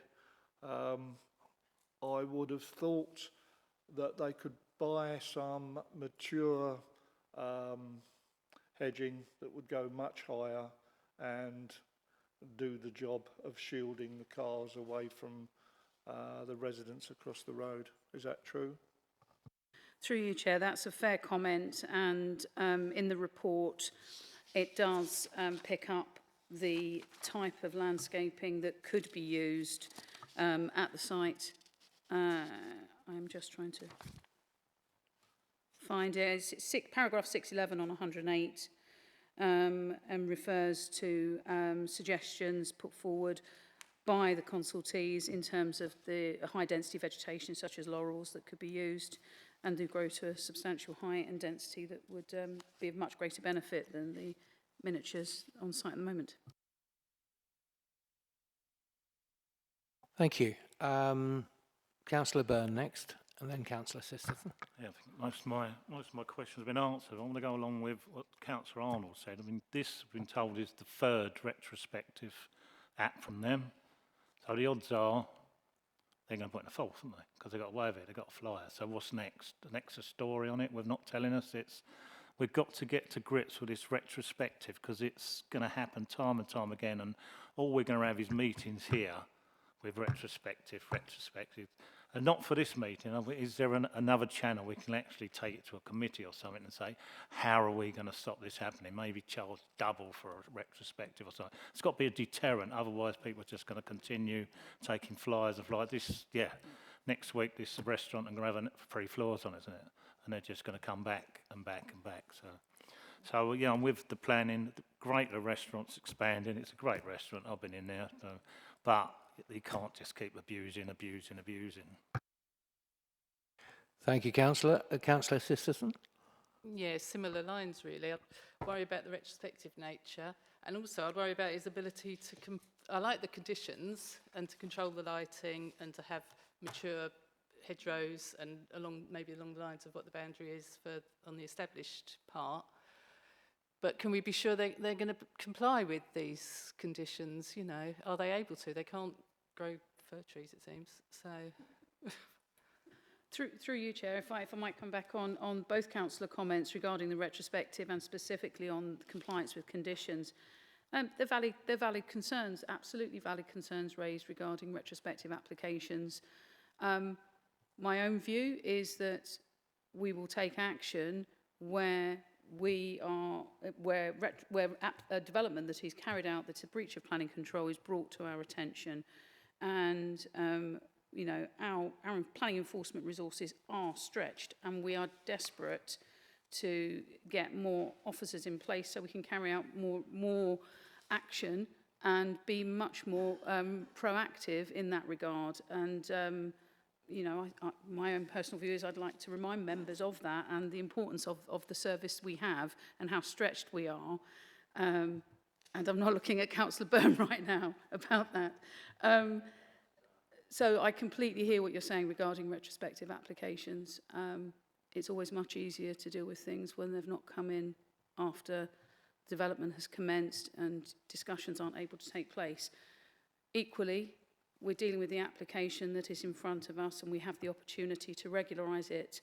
And with respect to Councillor Sisterson's comments about what confidence do we have in the applicant's ability to comply with those conditions, the condition wording for the landscape and lighting has been agreed with the applicants, and given the fact it's been called in, focus will absolutely be on the compliance with those conditions. Otherwise, the applicant will face the threat of a breach of condition notice and follow-up enforcement action, because it would be expedient to take action if it's causing harm to neighbours in that locality.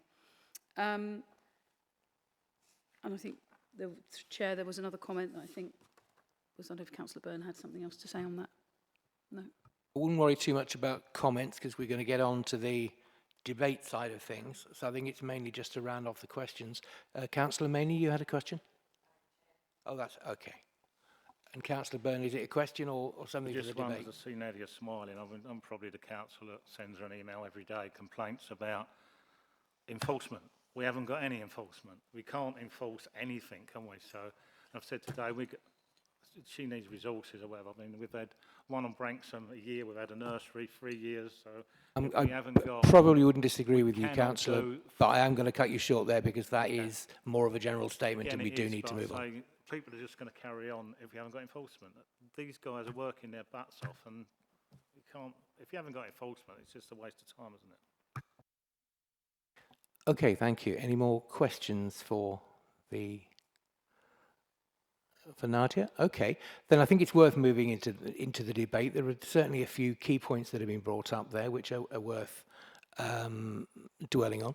Yes, the fact that this is a retrospective, it's a trend that I don't think any of us are happy with. I think one thing that we can do through this committee is to make sure that even if it's a retrospective planning application, if we're going to approve it, we make damn sure that the conditions are in place to make sure it's right.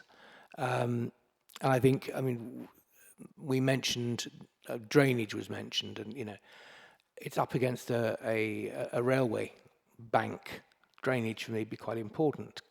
Otherwise, you wouldn't want to see land slippage on the railway embankment. So I think if we have concerns about what we think could go wrong, what we think needs to be in place, then absolutely let's debate that. Let's consider what conditions we think should be in place before we get to the point of agreeing or refusing the recommendation by the officer. Mr. Hall, just a quick one. I'm afraid I can't come back to you now that that you've done your 3-minute piece. Apologies. Okay. Well, with that in mind, who would like to lead off the debate? Councillor Maney. Thank you, Chair. Yeah, I mean, I wouldn't say I'm a regular of CARA, but I do I do frequent the restaurant, along with another member of this committee who will remain nameless, and it is very busy, and it is very noisy, and it is very bright. Parking is a nightmare. It is Ramo. You can't move in there. There's cars shunting this way and shunting that way. People are being dropped off. People are being picked up. It is a nightmare. It does need to be bigger. They need more space. But I have concerns for the residents, to be perfectly honest with you. And yeah, without keep going on about retrospective, because we've banged that drum enough tonight, and we all know where we stand with it. But I'm not comfortable. This is the third one now. It doesn't sit very nice with me. Something needs to be done, but I'm not sure it involves a walloping great car park, to be honest with you. Thank you, Councillor. Councillor Arnold. Thank you, Chair. I mean, I'll only give the drum a tiny little bang. You know, it's a shame that the applicant isn't here actually to maybe to speak up. You know, and I really don't want to overstep the mark on what I say. Really, no, on some of these retrospective applications, you know, there's a known thing by the applicant that you know, let's just get it done, and we'll sort the details afterwards. But what that does, that stifles any debate, any member input, residents input, consultations. It just stops it dead. It's great for the business because they've created the park spaces, etc., etc. Wonderful for the business, but what they are doing is circumnavigating the correct planning laws, and I really object to that. I'm not going to vote for it because I'm going to hold firm, because as a condition I would say, from my own point of view, I would like it excavated, and I would like sufficient drainage that can be seen, signed off, then fill it back in with appropriate surfacing. Thank you. Thank you, Councillor. Who's next? Steve. I'll try and finish this time. Thank you last time, Nadia. I'm trying not to be cynical, but when somebody consistently demonstrates the same behaviour, then I think that it's not difficult to see there's a pattern. And then thinking about what the speaker said about their hours of operation, do they take any regard of that, or do they just, I don't know, but it's a question, you know, do they kind of shut when they think it's quiet enough rather than when they're supposed to shut? Or so I don't know, it just strikes me you've got an application here which is following a pattern of really not taking any notice of any regulation whatsoever other than to suit themselves. And at some point, then they have to put, you know, you have to put the brakes on them somewhere and say, whoa, no, you can't do this. Now, is it fair to do it on this particular application? Because it isn't necessarily relevant to this application other than it's retrospective. It's an interesting question, and I suspect we probably couldn't if we wanted to. But I do think it demonstrates consistent behaviour, and that worries me about the licence and the licensing of the place.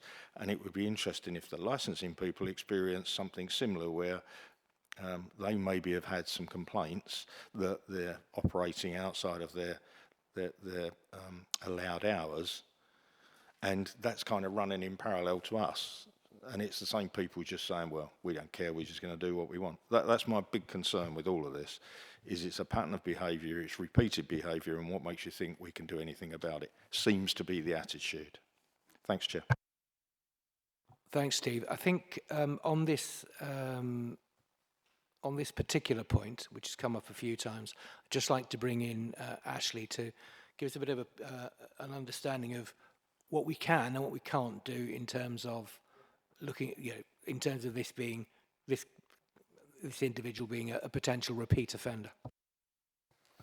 Thank you, Chair. So in terms of the retrospective nature of the application, while that's unfortunate, what I'd urge the committee to do and what you need to do is just focus on the materiality of what's in front of you. So is the application appropriate in planning terms? The respective nature, yes, they have done it on a number of occasions. And I would say in some instances with the planning system, sometimes applicants don't realise the need to apply. Clearly there's a repeat here. What I'll do outside the meeting is, without treading on the case officer's toes, I will, irrespective of the decision, go and meet the owners, because, like you say, there's a risk around a continued nature. So I will pick that up because I've heard the debate. But I think just in terms of you making a decision now, really important that the fact it's retrospective doesn't influence that decision. Please do just focus on the material points which the case officer Nadia has highlighted to you.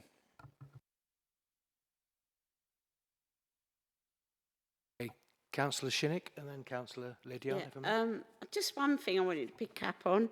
There is a gate at the car park. I didn't know if there was any clauses put on that it had to be used, shut at a certain time or anything when it went for planning originally. You know, this is something we could talk to the owner about, because if they're going in there at 2 or 3 in the morning, it's unacceptable, isn't it? You know, we need some way of getting that gate closed so as it stops that type of thing. Chair, I appreciate you're in debate, but if the councillor would like advice on that or feedback on that, our highways officer, Julian Howes, can explain further the car park management plan that's been agreed and in relation to the gating there. Yeah, I think historically there was a gate. Whether it's still in operation, I'm not 100% sure, but I think when it was the previous restaurant, I think there was a gate, and I'm not sure whether they were limited on time. But if there's something members feel that we could perhaps add to the car park management plan under the condition, then perhaps that's something that our planning colleague thinks that's feasible within the car park management plan, is something that we could potentially add to that plan, maybe. Thanks, Julian. Thanks, Councillor. Sorry, Councillor, did you want to come back on that? Yeah, I think that's something we could look into, because it could help, you know, all around for the residents, so forth, you know, if we could sort of look into that, please. Thank you. It's Councillor Lydiard next, then Councillor Mainey and Councillor Byrne. Thanks, Chair. I mean, because I live, you know, a couple of 100 yards away, I pass the restaurant probably 20 times a week, sometimes late at night. I have to say that the clientele, it's not a cheap place. It's quite an expensive place. The clientele are, generally speaking, nice people. You don't have lots of, young thugs causing problems. I am guilty in the fact that I've passed this car park being built for the last 2 years and watched it every day, and I was absolutely appalled at the original design choices that they chose, but subsequently they actually improved it substantially. So I sort of watched it on a daily basis, and I should have reported it to planning enforcement myself. So, as I say, I rarely see.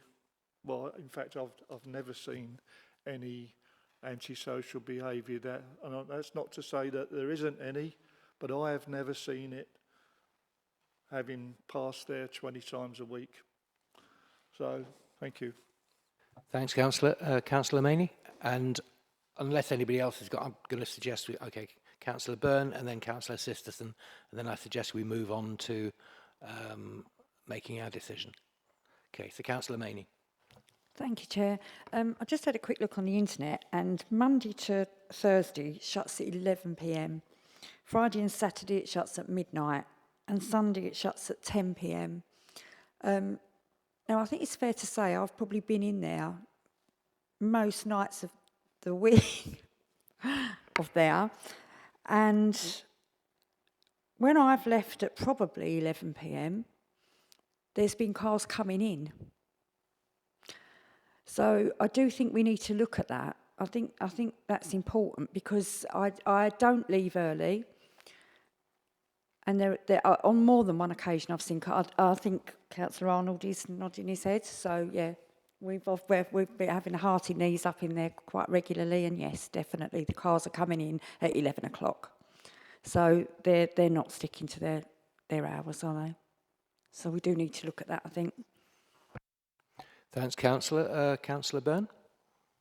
Yes, I'm listening to Councillor Arnold again. I guess you are some sort of expert on road or whatever. It's the way you're talking. And if we got a danger of a landslide or a sinkhole or something, now surely before we go with this, we've got to know what's under it. I mean, they could have put anything under there. Could be dead bodies under there, couldn't they? We don't know. But it's if Councillor Arnold is that worried about it from his expertise, then I can't say yes to it, because I don't want. Yeah, I've got no idea what a good road is. It don't look that good to me. It looks like it needs a bit of tarmac on it, so it could be a complete bodge up and a complete danger. So I can't vote yes for that without knowing if it's dangerous or not. I will come back to Julian on that one, because I think as long as there's a relevant bit of advice for us, please feel free to give it.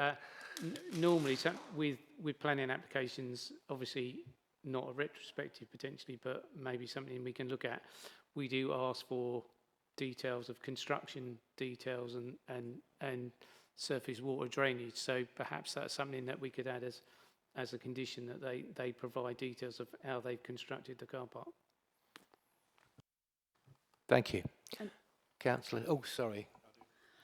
Apologies, Chair, through you and with your agreement, just picking up what Councillor Shinnick mentioned regarding the parking management strategy, and that the either reinstatement of the use of the existing or previous gate, or discussions with the applicant about that, could be included. At the moment, there isn't a car park management strategy condition included, because the one that was agreed under a discharge of conditions on 616 on page 109 was relatively recent.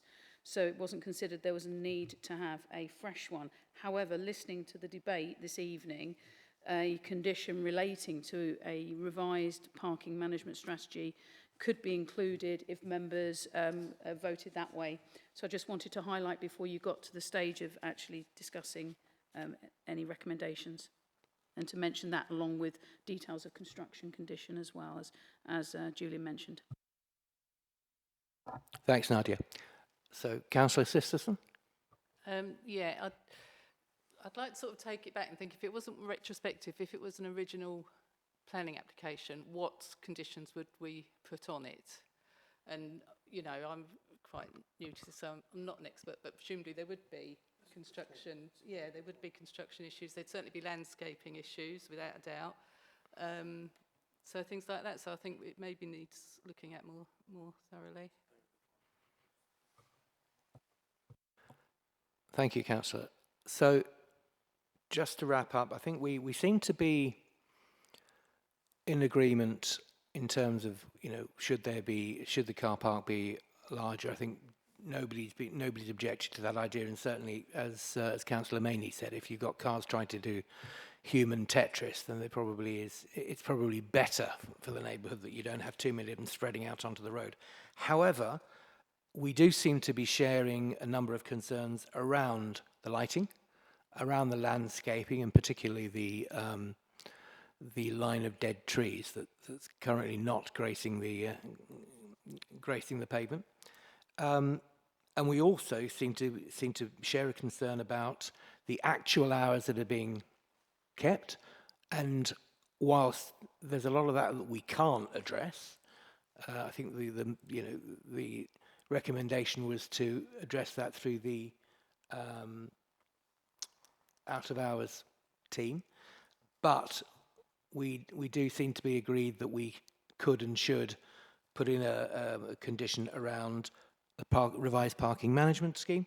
And then finally, we've been suggesting a condition around evidence of construction, so that just because that surface has gone down already doesn't mean we should accept just on site that it's properly drained and won't either break up or flood in the near future. So those seem to be the four things that keep coming up in the conversation. Anybody suggest any others? Have I missed anything? Sorry, Councillor Arnold. Red rag now. Health and safety assessment for driving on that surface. Thank you. And Councillor Shinnick? The only other concern I've got is when you look from the road, there's like precast concrete blocks holding the ballast up, and then they put metal bars in to hold that. Is that safe? Because to my mind, it doesn't look like it's safe. I'll bring in Julian on that one. That is potentially something we could potentially add as well, because structures over a certain height actually need to be structured. If they're abutting the highway, that's going to be the question. If it's abutting the highway, then they would need to be assessed and signed off potentially. So it is potentially we could look at, but depending on the actual height of the structure, because I think below a certain height, they don't actually need a structural certificate, if you like. And Julian, the broader question of health and safety, are we in a position to do anything about that? The only thing I would say about shale or sub-base type car parks is more to do with pedestrian usage than it would be to do with vehicular usage. My path up the back of my drive is a type 1 sub-base, which is not a dangerous surface for cars to use. What is probably more concern would be pedestrian usage, because obviously if it's dark or not well lit, then the potential of tripping over something is a lot higher. But it's not something that we could say health and safety, but it's something that we can cover under the condition in terms of the surfacing and whether that's an appropriate surfacing. But as I said, it would be mainly for pedestrians, not for vehicle use, really.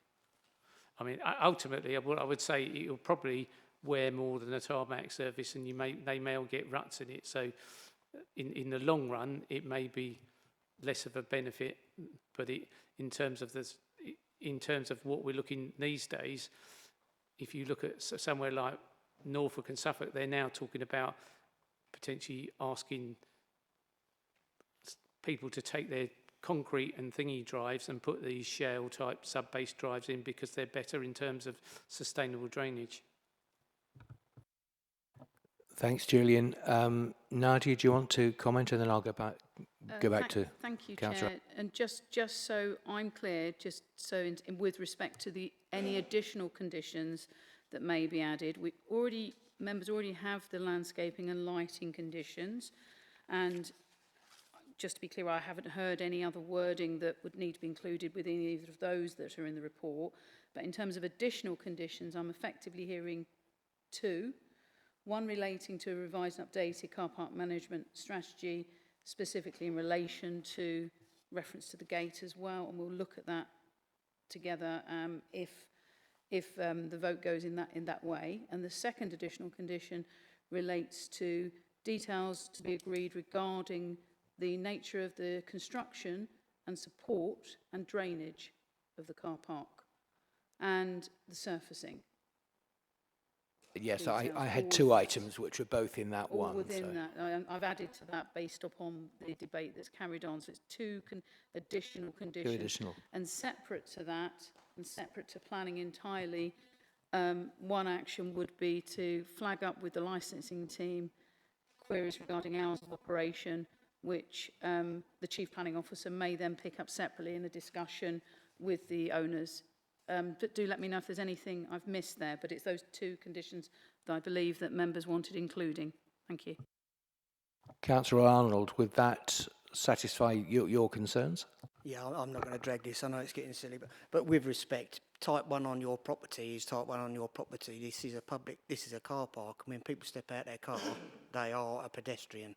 Now, my point is that this car park hasn't been built to permissible standards, and obviously we've tried to cover that ground. This is obviously recorded. The applicant knows this now. He knows we are concerned. Thanks, Councillor. I will allow one more contribution from Councillor Byrne, and then we need to make a decision. Well, I've made a decision. I haven't got the expertise to vote on this. I mean, Councillor Arnold said what he said. Julian, I don't know what type 1 is. What is it? I mean, I've got no idea about building. I mean, so I can't vote on something that I've not got a clue what I'm even thinking about. So type 1, is that a keyboard? It could be anything, couldn't it, if you don't know about it? So I'm going to have to abstain because I've got no clue. I've not got the expertise. Sorry. Just to save you that, Councillor Byrne, we might be able to save you with an explanation of what type 1 is. Okay, so type 1 subbase is a mixture of stone and dust and aggregate that is mainly used underneath a tarmac road. So a brand new tarmac road, if you were building one from scratch, an adoptable road, would have a type 1 base to it before you put the tarmac on the top. It is an open textured surface where tarmac is not an open textured surface. With tarmac, you need positive drainage. With surfaces like, if you just use subbase, then you don't need a positive drainage because the material itself is permeable. So it's a permeable material but is quite regularly used in haul roads and things like that. So if you look at the planned Norwich to Tilbury power lines, if that ever goes ahead, their haul road will consist of this material and will have big lorries moving on it. So if you put enough of it in a depth and you compact it well enough, it is a strong, viable material for a car park. I'm guessing dust is concrete, isn't it? I don't know. What's dust? No, it's dust is when they actually blast the stone, you get big lumps, small lumps, and dust. Basically, they put it in a machine, and it's graded. So the really big stones are taken out.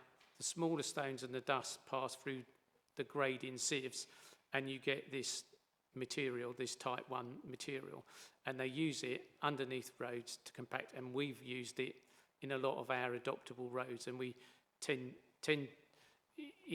certain circumstances, and this is why we're talking about the construction, because if the land underneath is not suitable, then we may put things like geogrids or whatever it's in that material to strengthen it even more, if you like. But it is a material that is used a lot, particularly in construction, and as I said, lorries and things run over it. Ultimately, it depends on how well it's been compacted, and I think Councillor Arnold's have picked up, which I said, you know, if you're looking for pedestrian safety, then really you should put a tarmac surface down with a positive drainage. But if you're looking for a sustainable drainage type material, then that is sustainable material. Thanks, Julian. I'm not going to suggest we carry on with that one. Was very informative, though. Thank you very much. A, permeable, B, more suited necessary to vehicles than if you're looking at more of a pedestrian footfall, you use tarmac. I think that's probably where we came from. Before we go any further, because we're nearly coming up to 8:15, I would like to move a motion without notice to suspend Council Procedure Rule 11.1 to allow the meeting to continue beyond its 2.5-hour time limit. There's not much left, but we will, I think, require that. Okay. Thank you. Anybody against? No, didn't think so. Sorry, Steve, yeah. Yeah, I was just going to say, this car park wasn't built sort of last week. It was built 2 years ago. Must be more than 2 years. So, I mean, if it was going to sort of subside or do something daft, it would have done so by now. And I watched it being built virtually every day, and I wasn't happy at the sort of, it wasn't very pretty, but it looked as though it was substantial.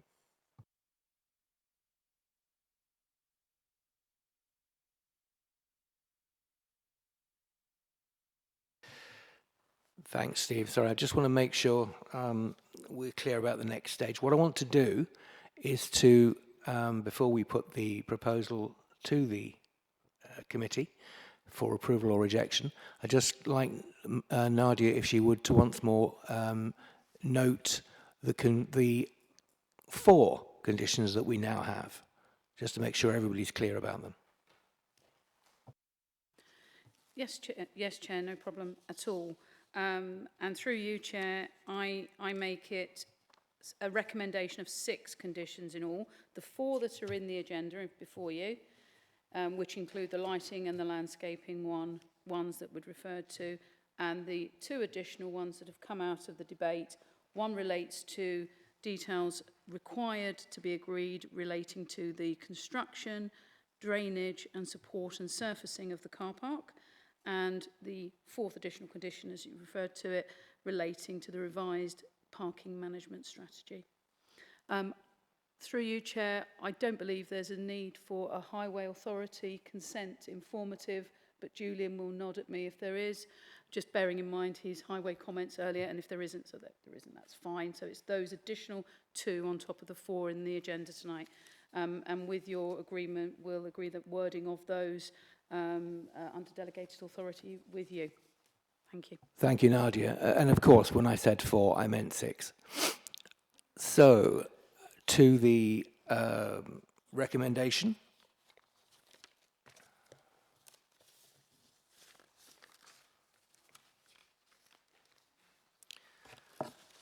So the recommendation is for approval subject to the conditions that have just been itemised.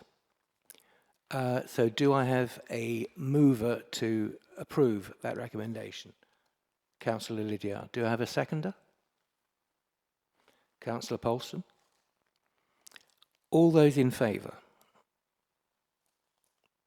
And please keep them up this time. 5, 6. Okay. I make it 8. All those against? And I don't think that leaves us any abstentions. Okay. So I can confirm that the recommendation is approved with those 6 conditions, the wording of which Nadia will share with me. Thank you very much. Which brings us to item 11, which is our late starter. This is an update to previous application, 16/01232/out, East Tilbury, 100 dwellings at East Tilbury. May I ask Chris Purvis to present the update, please? Thank you, Chairman. I've just got a short presentation.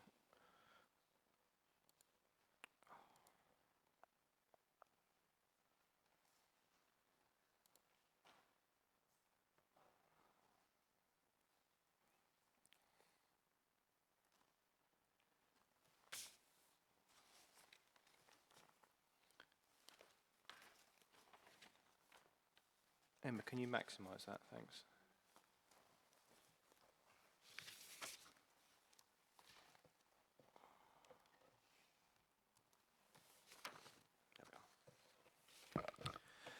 So following the consideration of the planning application at the July Planning Committee, members will be aware of this application as it's subject to a live planning appeal against the non-determination of that application.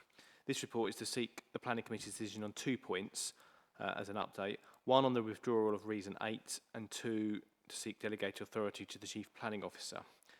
I should just go through a few slides just to familiarise yourself with the site and the proposal.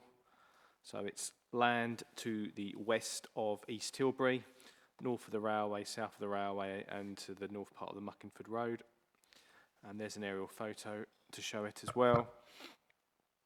And that's in relation to the site's Lower Thames Crossing, and the context of that is relevant because we have a 2-scenario approach here of a scheme if the Lower Thames Crossing goes ahead of 830 units, and if the Lower Thames Crossing doesn't go ahead, it's a scheme up to 1,000 units as an outline application. There's a number of parameter plans. I've only got 2 on here just to familiarise yourself, and one being the land use one to show the extent of the land uses. So the brown areas is where the built form would go in terms of residential properties. You can make out from that a location for a school. There's a health centre as well that's shown. And on the one on the left is if the Lower Thames Crossing goes ahead, there's land allocated for the Lower Thames Crossing within the site as well. And that's the landscape framework. So it just gives you an idea visually of what the block form could look like on the site as well. So just coming to the recommendation, it's only a short report, but in terms of reason 8, this is a reason refusal based on the officer's concerns about the application not complying with environmental impact assessment regulations. However, through the appeal since the committee last month, the planning inspector has looked at the environmental statement, which is the document that shows the application of environmental impact assessment, and has taken the view that he considers it satisfactory in terms of the environmental statement. So it's more of a procedural reason of refusal than anything, that he thinks the information there is adequate enough for him to make a decision to the appeal. Therefore, this reason should no longer stand or need to be defended. So that's the first part of the recommendation, not to defend that reason. The second part is for the committee to agree to delegated authority to the Chief Planning Officer. As you'll see on the screen, the bit in red is in addition to what's on your recommendation in the report, and that follows a discussion with the Chairman yesterday and the Chief Planning Officer to add some wording in terms of in consultation with the Chairman of the Planning Committee, so you're aware. The bottom sentence would make you aware of what any other changes that were to happen anyway, but it's to make you aware in case amendments are required to any other reason of refusal. As this is a live appeal, and there were 8 reasons of refusal, or 8 reasons as it stands today, there's obviously a lot of work going on between the appellant and the council on the instruction of the planning inspector to try to narrow the issues for the public inquiry, which will be in October.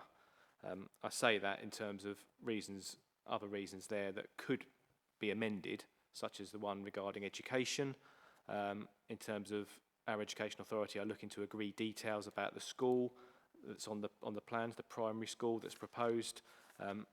Again, coming back to the 9th of July, we're in a position where we had to make a decision based on that position in time and since then further discussions have been happening with the appellant, and again through the instruction of the inspector, who wants common ground to be established where possible, so it narrows the issues for the inquiry process in October. I'm not saying all of them are going to fall away or anything like that, but at this moment in time, there are discussions happening, for instance, on the education reasons of refusal and on the highway reasons of refusal as well. So the recommendation is as per the report, but also as that's shown on the screen. I think that probably covers it. Oh, the other point as well, because the deadline for the proofs of evidence, which is a statement of each witness, need to be with the planning inspector by the 3rd of September, obviously there isn't time to bring another report back to committee on the 12th of September, which is your next planning committee, to look at any of these changes or agree any changes if they were to happen between now and then. So that's another reason why we're looking for the delegated authority to allow us to, if there needs to be any amendments, deal with it that way, and obviously subject to consultation with the chairman and keeping you all informed if there's any changes to those reasons of refusal. Of course, with a planning appeal, an appeal like this, we have a barrister, a King's Counsel barrister on our case, so legally everything's being looked at from that point of view as well, in hope that gives you a bit more comfort in terms of the council's case in putting that to the inspector. So the recommendation is set out as what's on your screen. Thanks, Chris. Do any members have any questions for Chris? No. So, Councillor Byrne, sorry, I missed you. Really nothing to do with the plan. I just know Chris mentioned healthcare centre. Does that carry any weight in the plan? Does it favour it, or does it make any difference at all? Through the planning application, the proposal does include a healthcare centre on those plans that you saw before you. Obviously, the national NHS are involved with that process.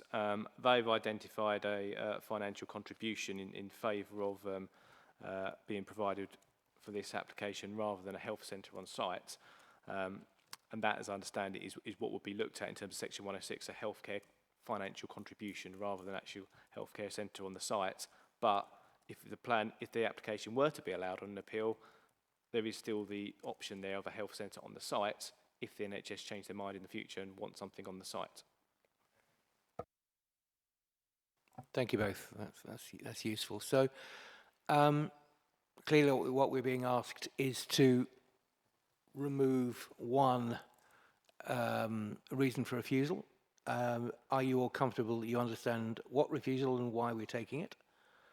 Great. And the other thing we're being asked, correct me if I'm wrong, is to delegate responsibility for action to yourselves so that you can finish this off and get it into the inspector before we next meet.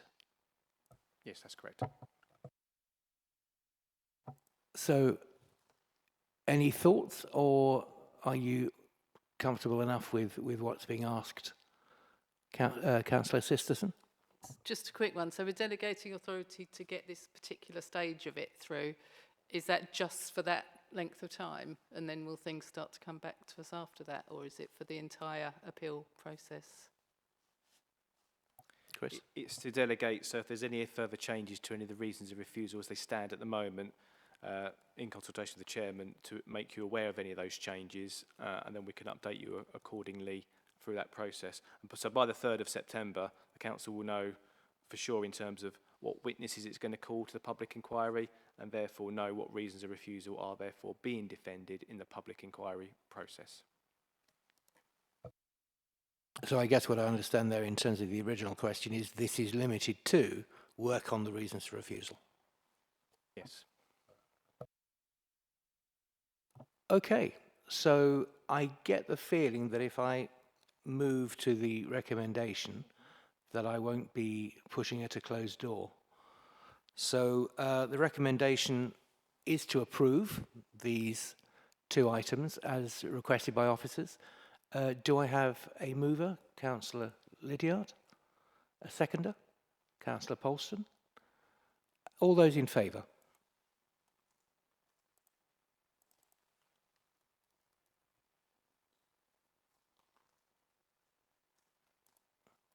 It's a bit like the slowest Mexican wave ever. Great. Well, thank you very much. So I believe, correct me if I'm wrong, Emma, that's approved unanimously? Yep. Lovely. Great. Well, thank you very much, everybody. I'd like to inform you that that concludes the business of this meeting for this evening, and I now declare the meeting closed at 8:25 p.m.